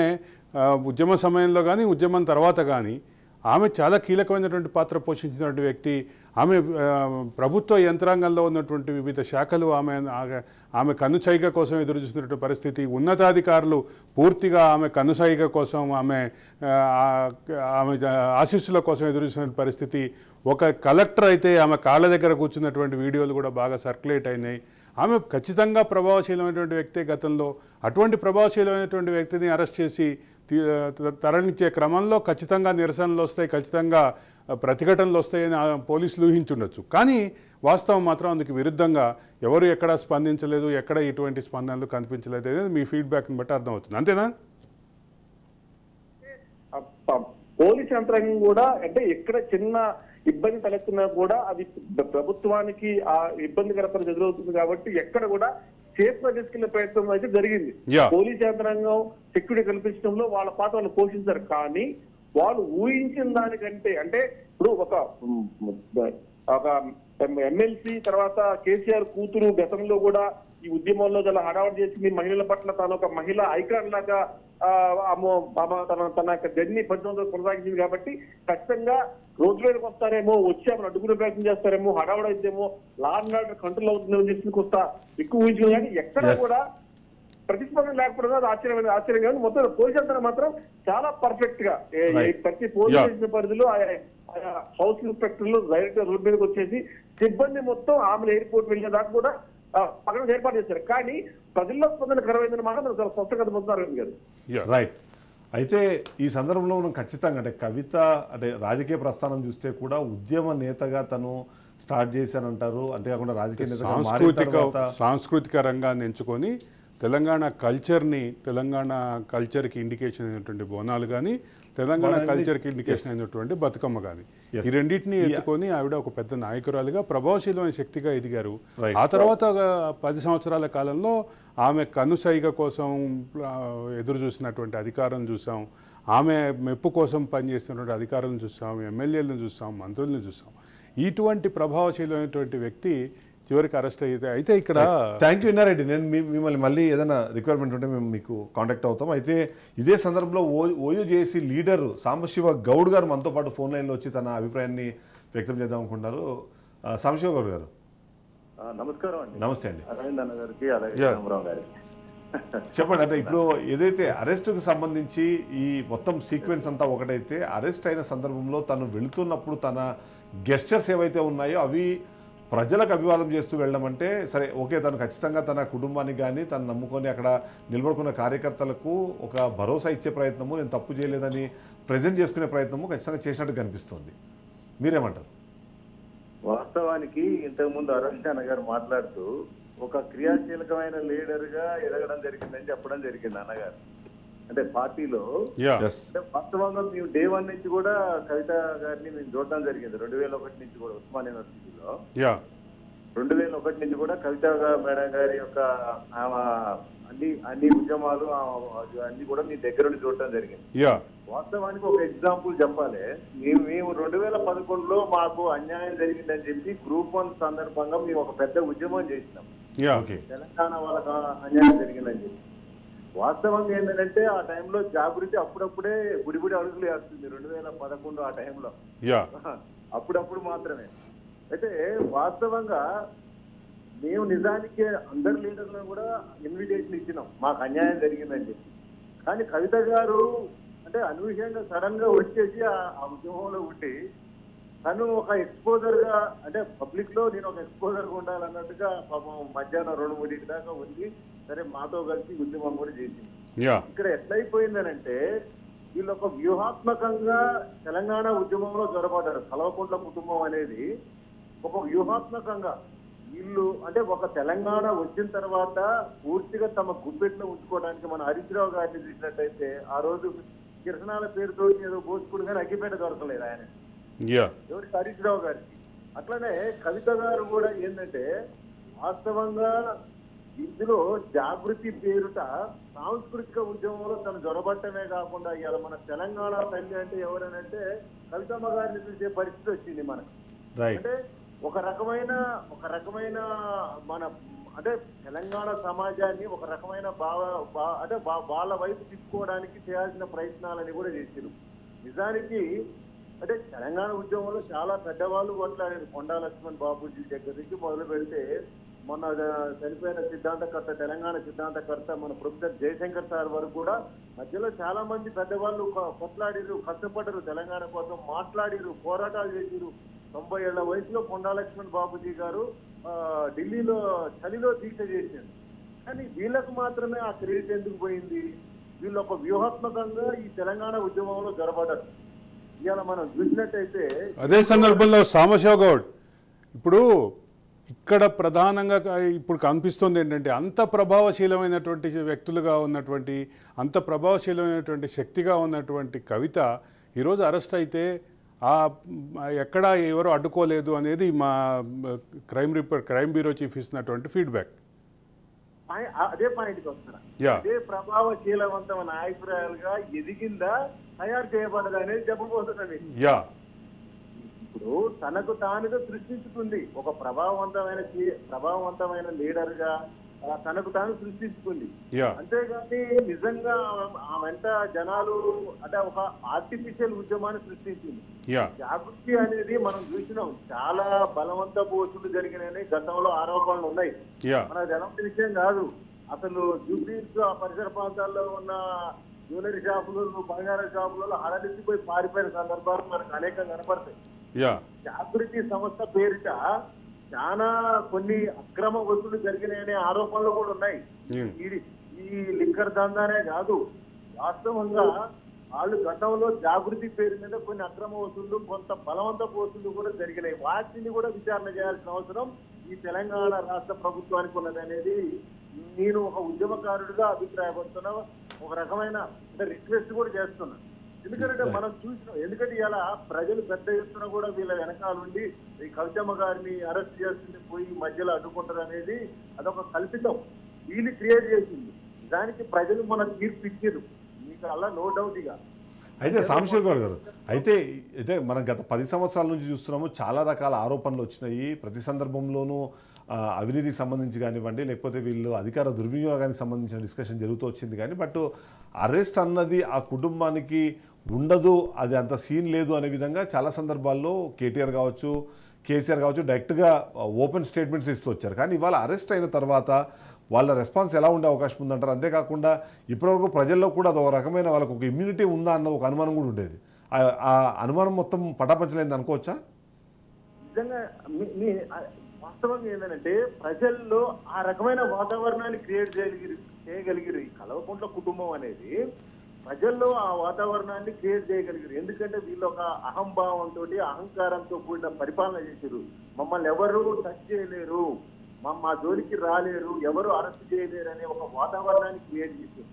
ఇప్పుడు సడన్ గా ఒక అరెస్ట్ జరిగేసరికి మనలాంటి మేధావులకి అది ఆశ్చర్యం కలుగుతుంది. ఇక సాధారణ ప్రజల పరిస్థితి అంటే ఇక అది చెప్పాలి అంటే వేరే ఉద్దేశం కాదు, కానీ సమాజంలో అలాంటి వాతావరణాన్ని క్రియేట్ చేయగలగటంలో వీళ్ళు విజయం సాధించారు. అంటే మేము మాత్రమే ఈ తెలంగాణకు పెద్ద దిక్కు, మేము మాత్రమే తెలంగాణను తీసుకొచ్చినాం, మేము మాత్రమే ఈ తెలంగాణకి రక్షణ కవచంగా ఉన్నాం, మమ్మల్ని టచ్ చేస్తే రాష్ట్రం అగ్నిగుండం అవుతుంది అనే విధంగా ఒక భావవ్యాప్తి చేయగలిగారు. ఈ సమాజంలో అంటే అధికార యంత్రాంగాన్ని మొత్తాన్ని కూడా ఒక రకమైన భయంలో ఉండగలిగింది ఇన్ని రోజులు. కానీ అలా భయం అనేది పటాపంచలు అయిపోయింది. వీళ్ళ వెనకాల వీళ్ళు తయారు చేసుకున్న కృత్రిమ ఉద్యమం ఉన్నది, ఆర్టిఫిషియల్ ఉద్యమం మాత్రమే ఉన్నది, కానీ నిజమైన ఉద్యమం లేదనేది ఇప్పుడు ప్రభుత్వానికి అర్థమైంది, ప్రజలకు అర్థమైంది, మీడియాకు అర్థమైంది, ఇంటెలిజెన్స్ వాళ్ళకు కూడా అర్థమైంది. ఖచ్చితంగా భవిష్యత్తులో కవితమ్మ అరెస్ట్ తో పాటు కేటీఆర్ అరెస్ట్ ను చూస్తాం. దాంతో పాటుగా తెలంగాణ గత 10 సంవత్సరాలుగా అనేక అక్రమాలకు పాల్పడిన మంత్రులను ఇంకా దాని వెనకాల ఉండి వీరందరినీ పెంచి పోషించిన కల్వకుంట్ల కుటుంబంలో పెద్దలైన కేసీఆర్ గారు లాంటి వాళ్ళకు కూడా మన అరెస్టులు చూస్తాం ఖచ్చితంగా భవిష్యత్తులో. Right, thank you very much Samshi Goud గారు. అయితే ఇదే సందర్భంలో అంటే ఇప్పుడు మనం ఏదైతే లీగల్ ఇష్యూస్ గురించి మాట్లాడుకుంటున్నాం కాబట్టి మరికొన్ని అనుమానాలు ఉన్నాయి, దాన్ని కూడా ఒకసారి మనము నివృత్తి చేసుకునే ప్రయత్నం చేద్దాం. శ్రీకాంత్ అడ్వకేట్ మనతో పాటు ఫోన్ లైన్ అందుబాటులోకి వచ్చారు. శ్రీకాంత్ గారు నమస్తే. నమస్తే అండి. శ్రీకాంత్ గారు, ఇప్పుడు మొదటగా వచ్చే ప్రశ్న ఏదైతే ప్రొసీజరల్ ల్యాబ్స్కి సంబంధించి ఇలాంటి అంటే ఎస్ఓపిని కరెక్ట్గా వాళ్ళు ఫాలో అవ్వలేదు అనే ఒక ఆస్పెక్ట్ని చూపించి ఇమ్మీడియట్గా ఈ ఎఫ్ఐఆర్ ముందుకెళ్లకుండా ఈ అరెస్ట్ జరగకుండా ఆపే ప్రయత్నం చేస్తారు అన్నది ఒక అనుమానం ఉంది. అంతేకాకుండా ఇప్పుడు బయటపడాలి అంటే వీళ్ళు ఇమ్మీడియట్గా అంటే ఒక లీగల్ ఎక్స్పర్ట్గా మీరు చెప్పండి, ఏ ప్రయత్నాలు చేసే అవకాశం ఉందంటారు? అంటే ఇది అంతా చూస్తుంటే ఎట్లా కనిపిస్తుంది అంటే మనది మంగళవారం, మందిది బుధవారం అన్నట్టు అయిపోయింది. కవిత గారు చేస్తున్నటువంటి నాటకాలకు ఈరోజు తెరబడిన అనుకోవచ్చు. లీగల్ గా తప్పించుకునే అవకాశం కూడా లేదు. ఎందుకంటే ఆల్రెడీ తనకున్నటువంటి హక్కులను అన్నిటినీ కూడా తను ఉపయోగించుకున్నది. ఆల్రెడీ తన ఇంటికి ఈడీని రప్పించుకోవడం జరిగింది, సుప్రీంకోర్టులో కూడా అప్పీల్ చేయడం జరిగింది. మహిళని అడ్డం పెట్టుకొని తనకున్నటువంటి అవకాశం అన్ని పెట్టుకొని కూడా తను ఎన్ని రోజులు విచారణ పోకుండా ఎన్ని నాటకాలు ఎవరైనా చేసింది. నేను బీయింగ్ అడ్వకేట్ కాకుండా ఉద్యమకారుడుగా నేను తన దగ్గర నుండి చూసిన వాడినిగా చెప్తా ఉన్నా. తను ఉద్యమంలో ఉన్నప్పుడు జాగృతి సంస్థ నిర్వహిస్తున్నప్పుడు ఒక కల్చరల్ ఎథిక్స్ తో పెట్టినటువంటి సంస్థ ఈ రోజు లిక్కర్ రాణిగా ఏ విధంగా తనని తాను నాశనం చేసుకుందో మేము కళ్ళగా చూసినాం. ఈ రోజు తన అరెస్ట్ ని ఏ విధంగా చేస్తున్నారంటే ఒక క్వీన్ ఎలిజబెత్ ని అరెస్ట్ చేసినట్టు చేస్తా ఉన్నారు. ఈ చట్టం తన పని తను చేసుకోబోతుంది. మీరు తప్పు చేయనప్పుడు మీరు చట్టం ద్వారా మీకున్నటువంటి అవకాశాలను మీరు నిరూపించుకోండి, మేము తప్పు చేయలేదని. కానీ ఈడీ అనేది ఒక రాజ్యాంగ సంస్థ, తన పని తాను చేసుకోబోతుంది. ఢిల్లీలో ఉన్నటువంటి ఒక ఉప ముఖ్యమంత్రి అరెస్ట్ చేసినప్పుడు ఇలాంటిది ఏమీ జరగలేదు. ఈరోజు ఒక ఎమ్మెల్సీగా ఉన్నటువంటి వ్యక్తి ఒక పార్టీ అధ్యక్షురాలు కూడా కాదు, తన కోసం ఈ విధంగా చేయడం. ఇప్పుడు ఒక వీడియో చూస్తాను కేటీఆర్ గారిది, ఒక అధికారితో వచ్చి తను వాగ్వాదం చేస్తా ఉన్నాడు. మరి వీళ్ళు అధికారంలో ఉన్నప్పుడు ఆ స్వేచ్ఛను మాకు ఇచ్చినారా? ఇట్లా మేము ప్రశ్నించేటువంటి హక్కును మాకు ఇచ్చినారా? ముఖ్యంగా విద్యార్థి నాయకులు కానీ ప్రజాస్వామ్యవాదులను కానీ రాత్రికి అరెస్ట్ చేసినటువంటి సందర్భాలు ఈ కుటుంబానికి గుర్తొస్తలేవా? ఎంతమంది అమరవీళ్ళ కుటుంబం యొక్క ఘోష ఈ కుటుంబాన్ని తగులుతుంది. ఈ అరెస్ట్ ని మేము అందరం కూడా స్వాగతిస్తా ఉన్నాం. న్యాయబద్ధంగా తను ఏ విధంగా కూడా బయటికి రాలేని పరిస్థితి తానే తెచ్చుకున్నది. తన ఏలుతో తన కన్నని తానే పోడ్చుకున్నది. ఎందుకంటే ఈడీని చిన్న చూపుగా చూడడం, ఏదైతే తాను చేసిన తప్పుకి ఒక ప్రభుత్వాన్ని లేదా కేంద్ర ప్రభుత్వాన్ని చూపెట్టడము, అంటే వీళ్ళ మీద పగబడుతున్నారని. అదే పగ ఎందుకు పడతారండి? మీరు చేసిన తప్పు అక్కడ స్పష్టంగా కనిపిస్తా ఉన్నది. You are involving in the crime అని చెప్పేసి అక్కడ కనిపిస్తుంది. Found guilty.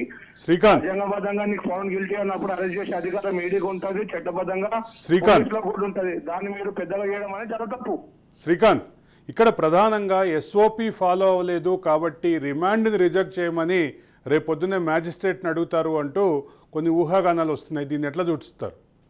అది వాళ్ళ అపోహ అండి. ఈడీ అన్ని సాక్ష్యాలు వాళ్ళు పగడబందీగానే వచ్చారు. ఇన్ని రోజుల్లో అతనికి ఏ అవకాశాలు ఇవ్వాలో అవకాశాలు ఇచ్చారు. సో ఈ రోజు వాళ్ళు న్యాయబద్ధంగానే వచ్చారు, అన్ని ప్రొసీజర్ ఫాలో అయ్యారు. We are reading the case law మేము స్టడీ చేస్తున్నాం. దీని ఇక్కడ నుంచి ఆల్రెడీ తను ఎఫ్ఐఆర్ లో తన పేరు లేదని చెప్పేసి లాస్ట్ టర్మ్ తను తప్పించుకోవడం జరిగింది. ఎవిడెన్స్ ఆర్ కలెక్టెడ్, తద్వారా తానే దీంట్లో ఒక భాగస్వామ్యాన్ని ఇంతకుముందు అరెస్ట్ అయినటువంటి శరత్ చంద్ర కావచ్చు, మాగంట శ్రీనివాస్ రెడ్డి కొడుకు రాఘవ్ రెడ్డి కావచ్చు, వాళ్ళు ఇచ్చినటువంటి ఏదైతే ఉన్నాయో ఆ సాక్ష్యాల ద్వారా తనను కూడా అరెస్ట్ చేశారు, తనని పొందుపరిచారు. ఇప్పుడు ఎఫ్ఐఆర్ లో పొందుపరిచినప్పుడు తను ఒక నేరం నిరూపణకి ఉండే అవకాశాలు అన్ని ఉన్నాయి కాబట్టి అరెస్ట్ చేశారు. అన్ని ప్రొసీజర్ ఫాలో అయ్యి తను అరెస్ట్ చేశారు. అయితే అంటే సహజంగా ఉండేటటువంటి ప్రొసీజర్ ఫాలో అవటం ఒక భాగం అయితే సుప్రీంకోర్టు ఇచ్చినటువంటి ఇమ్యూనిటీని కాదని అరెస్ట్ చేశారంటూ ఒక వాదన వినిపిస్తోంది. దీన్ని ఎట్లా చూడాలి? అంటే ఈడీ కన్నా కవిత ఎక్కువ చదువుకుందా అండి? ఓకే, చదువుకోలేదు. ఆ ప్రశ్నకు నా దగ్గర సమాధానం లేదు శ్రీకాంత్. బహుశా కవిత కానీ బీఆర్ఎస్ నాయకులు కానీ చెప్పగలరేమో. రైట్. ఇప్పుడు మనం ఏదైతే అరెస్టుకి సంబంధించి అరెస్టు జరుగుతున్న సందర్భం కానీ ఆ పరిణామాలని మనం చూసాము. ఈ సందర్భంలో ఖచ్చితంగా బీఆర్ఎస్ పార్టీ దీన్ని ఎలా చూస్తోంది, బీఆర్ఎస్ పార్టీ రియాక్షన్స్ ఏమున్నాయని ఇన్ఫర్మేషన్ తీసుకోవాల్సిన అవసరం మనకు కనిపిస్తుంది. ఎందుకోసం మా ప్రతినిధి మహేందర్ ఫోన్ లైన్లో అందుబాటులో ఉన్నారు. ఒకసారి బీఆర్ఎస్ సైడ్ నుంచి ఎలాంటి రియాక్షన్స్ ఉన్నాయనే విషయంపై ఒకసారి మాట్లాడదాము. మహేందర్, మీరు చూస్తున్నారు ఖచ్చితంగా అంటే మాజీ సీఎం కూతురుగానే కాకుండా బీఆర్ఎస్ పార్టీలో ఒక కీలకమైన నాయకురాలుగా కవిత ఉన్నారు. ఇప్పుడు తనను అరెస్ట్ చేసిన సందర్భంలో బీఆర్ఎస్ పార్టీ నుంచి ఎలాంటి రియాక్షన్స్ ఉన్నాయి? ఇమ్మీడియట్గా మనం చూస్తే వాళ్ళ బ్రదర్ కానీ వాళ్ళ బావ అంటే హరీష్ రావు, కేటీఆర్ ఇప్పటికీ ఇంటి దగ్గరకు వచ్చి తనకు సంఘీభావం తెలిపి అరెస్టుకు సంబంధించి కొన్ని ప్రశ్నలు కూడా ఎవరైతే ప్రయత్నం చేశారు. సో ప్రస్తుతం ఆ పార్టీలో ఏం జరుగుతోంది, ఆ పార్టీ రియాక్షన్స్ ఏంటి? మొత్తానికి కల్వకుంట్ల కవిత అరెస్ట్ అనేది ఎప్పటికైనా జరిగి తీరుతుందని ఇటు కాంగ్రెస్ పార్టీ నేతలు చెప్పారు, బీజేపీ పార్టీ నేతలు చెప్పారు. అలాగే ఎప్పటికప్పుడు వారానికి ఒకసారి ఈడీ అధికారులు, సిబిఐ అధికారులు నోటీసులు ఇస్తూనే ఉన్నారు, హాజరవ్వండి, గౌరవప్రదంగా హాజరవ్వండి అని చెప్పిన నేపథ్యం. అయితే కవిత దీంట్లో నేను మహిళను నన్ను ఇంటి దగ్గరే విచారించాలి అనేటువంటి ఒక పిటిషన్ ఒకటి వేసి మొత్తం యావత్ తెలంగాణ సమాజానికి కవితను వేధిస్తున్నారు పదే నోటీసులతో అనేటువంటి సందేశం ఇచ్చేందుకు అంతవరకు కూడా తీసుకెళ్లిన పరిస్థితి వచ్చింది. మొత్తానికి కవిత అరెస్ట్ ఎందుకు అయింది అనే దానిపైన ఎవరు చెప్పట్లేదు. ఇటు బీఆర్ఎస్ పార్టీ ఇప్పటికీ దాన్ని ఒక సానుభూతిగా చిత్రీకరిస్తూ ఒక సానుభూతి, ఒక అమ్మాయికి, ఒక మహిళకు అన్యాయం చేశారు, అక్రమ అరెస్టు అంటూ వాళ్ళు ఇప్పుడు ఒక షోక మొత్తం ఏడుపులైతే ఏడుస్తున్న నేపథ్యం కనిపిస్తుంది. ఒక ప్రెస్ మీట్ పెట్టి ఇవ్వమంటుంది. ఒకవైపు కవితను ఢిల్లీకి తరలిస్తున్న నేపథ్యం ఒకవైపు కొనసాగుతుంటే బీఆర్ఎస్ పార్టీ కార్యాలయంలో మాజీ మంత్రి హరీష్ రావు ప్రెస్ మీట్ పెట్టి ఒక మహిళను ఈ రకంగా అరెస్ట్ చేస్తారా, ఇదంతా రాజకీయ దురుద్దేశమే అనేటువంటి వ్యాఖ్యలు చేస్తున్న పరిస్థితి కనిపిస్తుంది. మరోవైపు రేపు తెలంగాణ వ్యాప్తంగా కవిత అరెస్టుకు నిరసనగా ధర్నా చేస్తామన్నట్టుగా పిలుపునిచ్చిన నేపథ్యం కనిపించింది. సో మొత్తం సంచలనం అనుకోవచ్చు. దేశవ్యాప్తంగా ఈ కవిత అరెస్టు మద్యం పాలసీ కుంభకోణమే ఒక సంచలనం అనుకుంటే దాంట్లో ఒక ముఖ్యమంత్రి 2 సార్లు ముఖ్యమంత్రి చేసినటువంటి కేసీఆర్ కూతురు ఇరుక్కోవడం, మరి ఏ రకంగా పదవి దుర్వినియోగం చేశారు, ఏ రకంగా ప్రజాధనాన్ని దుర్వినియోగం చేశారు అనే దానిపై ఇక్కడ తేటతలం అవుతుంది. సో కేసీఆర్ గారాల పట్టిని నేనైతే మొత్తానికి ఈడీ అధికారులు అయితే అరెస్ట్ చేశారు. అనూహ్య పరిణామాలు చోటు చేసుకున్న పరిస్థితి. అరెస్ట్ మొత్తంగా కూడా చూస్తే దాదాపు 3-4 గంటల పాటు విచారించి నోటీస్ ఇచ్చి పక్కా స్కెచెస్, పక్కా కళ్ళతో, పక్కా పూర్తి ఆధారాలతో, పక్కా నోటీసులతో వారంతా కూడా రావడం జరిగింది. మొత్తానికి అరెస్ట్ అయితే చేసి ఢిల్లీకి వారు తరలించడం జరిగింది. బీఆర్ఎస్ పార్టీ అయితే మహేందర్ ఇక్కడ బీఆర్ఎస్ పార్టీతో పాటు ఇంకొక కీలకమైన అంశము, అంటే మనం ఎవరితో మాట్లాడినా సరే చెప్పే పాయింట్, బీఆర్ఎస్ బీజేపీ ఒకటే అని గతంలో ఏవైతే వినిపించిన ఆరోపణలు ఉన్నాయో వాటి నుంచి పక్కగా తప్పుకునేందుకు మరోసారి బీఆర్ఎస్ అండ్ బీజేపీ కలిసి ఈ నాటకం ఆడుతున్నాయన్న ఒక ఆరోపణలు వినిపిస్తున్నాయి. దీనిపైన బీఆర్ఎస్ ఎట్లాంటి రెస్పాన్స్ ఇస్తుంది? దీని మీద ఎవరన్నా మాట్లాడారా? కుమార్తె పైన ఈడీ ఈ రకంగా కూడా జులిపించడం అనేది చర్చనీయాంశంగా మారింది. అయితే ఇప్పుడు కనిమొని కూడా తెలుగులోకి తీసుకొస్తున్న పరిస్థితి కనిపిస్తుంది. ఇప్పటికే కేసీఆర్ గారాల పట్టి గతంలో ఇంకో నేత కనిమొని ఉంటున్నారు. కనిమొని కూడా ఈ రకమైనటువంటి నేపథ్యంలోనే తను అరెస్టు కావడం, అప్పుడు కూడా ఇలాంటి స్కామ్లను ఎదుర్కోవడమే జరిగింది. సో ఎవరైనా సరే ఆ చట్టానికి ఎవరు కూడా అతీతులు కారు. ఎవరైనా సరే ఖచ్చితంగా చేసే తప్పులకు, చేసే కర్మకు శిక్ష అనుభవించాల్సిందని ఇటు మొత్తం తెలంగాణ సమాజమే చెప్తున్న పరిస్థితి కనిపిస్తుంది. ఇంకా తెలంగాణ సమాజాన్ని మభ్యపెట్టడానికి ఇటు బీఆర్ఎస్ పార్టీ కృషి చేసే ప్రయత్నం చేస్తుంది. మొత్తానికి రాజకీయ దురుద్దేశమే అంటూ ఇటు కాంగ్రెస్ పార్టీ పైన, అటు రాష్ట్రంలో ఉన్న అధికారంలో కాంగ్రెస్ పార్టీ పైన, ఇటు దేశంలో ఉన్నటువంటి బీజేపీ పార్టీ పైన వీళ్ళు ఇంకా విమర్శలు చేస్తూనే ఉన్నారు. సో మొత్తానికి అయితే కవిత అరెస్ట్ అయ్యారు. రేపు జడ్జి ముంగట సమర్పించే సమావేశమయ్యే అవకాశం కనిపిస్తుంది. శని, ఆదివారం, శుక్రవారమే అరెస్ట్ చేయడానికి కూడా హరీష్ రావు గుర్తు చేశాడు. 2 రోజుల పాటైనా జైల్లో ఉంచాలి, ఆ పార్టీ ప్రతిష్టను దెబ్బతీయాలనే ఉద్దేశంతో చేస్తున్నారనేటువంటి వ్యాఖ్యలు చేయడం జరిగింది. సో అరెస్ట్ 2 రోజులే ఉంటుందా, లేక ఈ విచారణ మొత్తం కూడా రేపు అరవింద్ కేజ్రీవాల్ కూడా రేపైనా సిబిఐ ముందు హాజరు కాబోతున్న నేపథ్యం కనిపిస్తుంది. సో ఇద్దరిని ఒకేసారి హాజరుపరిచి మరి దీంట్లో ఉన్నటువంటి లోతుగా పరిశీలించి ఈ లిక్కర్ మాఫియా మొత్తంగా ఎంతెంత వరకు వచ్చి ఉంది, దీని మూలాలేంటి, దీనికి ఆద్యం పోసింది ఎవరు, మొత్తానికి దీంట్లో బలైంది ఎవరు, చేసింది ఎవరు, వీరిని దాదాపు ఇవన్నీ కూడా తేల్చలే అవకాశం అయింది. ఖచ్చితంగా ఈ లిక్కర్ స్కామ్ అనేది ఎక్కువ రోజులు పొడిగింపు కావడంతో దాదాపు తెలంగాణ సమాజానికి కూడా పూర్తిగా క్లియర్ గా అర్థమైందని అనుకోవచ్చు. దీంట్లో ఎటువంటి రాజకీయ దురుద్దేశాల్లో కేవలం ప్రజాధనాన్ని మాత్రమే ఈ రకంగా దుర్వినియోగించే ప్రయత్నం అయితే చేశారు. మొత్తానికి ఈ 100 కోట్లు ఏదైతే సరఫరా చేశారో, ఈ 100 కోట్లు అయితే ఢిల్లీకి లిక్కర్ స్కామ్ అయితే పెట్టారో, మరి డబ్బులు ఈ సొమ్ములన్నీ ఎక్కడిది, ఇవన్నీ ఏంటి అనేటువంటి విషయాలపైన ఈడీ మాత్రం చాలా సీరియస్ గా దర్యాప్తు చేసే అవకాశం ఉంది. వీటన్నిటిపైన లెక్కలు తేలకపోతే మాత్రం ఖచ్చితంగా బీఆర్ఎస్ అధినేత కేసీఆర్ గారాల పట్టి కవిత అరెస్ట్ అనేది ఇంకా అలాగే జైల్లో ఉండడం అయితే ఖాయమని కూడా విశ్లేషణ కూడా. Right, thank you Mahender Reddy, అలాగే thank you very much Aravind. Conclude చేసే ముందు ఒక మాట చెప్పాలి. సోషల్ మీడియాలో బాగా ట్రోలింగ్లో ఉన్నటువంటి ఒక 4 ట్రోల్స్ నా దృష్టిలో ఉన్నాయి. ఒకటి, అరెస్ట్ అయింది సారా కేసులో దేశం కోసం కాదు. రెండవది, liquor book of records, Limca book of రికార్డ్స్ని లిక్కర్ బుక్ ఆఫ్ రికార్డ్స్గా మార్చారు. ఇంకోటి, అక్క పని అయిపోయింది, ఇక అన్న బాపు ... ఇక నాలుగోది, ఢిల్లీ పోలీసులు అరెస్ట్ చేస్తే తెలంగాణలో లొల్లేంది. రైట్, ఇది కేటీఆర్ను ఉద్దేశించి, కేటీఆర్ గతంలో మాట్లాడిన మాటలను ఉద్దేశించి తెలుగుదేశం వాళ్ళు ఎక్కువగా వాడుతున్నటువంటి ఈ 4 అంశాలు బాగా ట్రోలింగ్లో ఉన్నాయి. కాబట్టి సోషల్ మీడియా రెస్పాన్స్ అయితే అట్లా ఉంది. బయట రెస్పాన్స్ గురించి ఆల్రెడీ మన ఎన్నారెడ్డి చెప్పినటువంటి పరిస్థితి.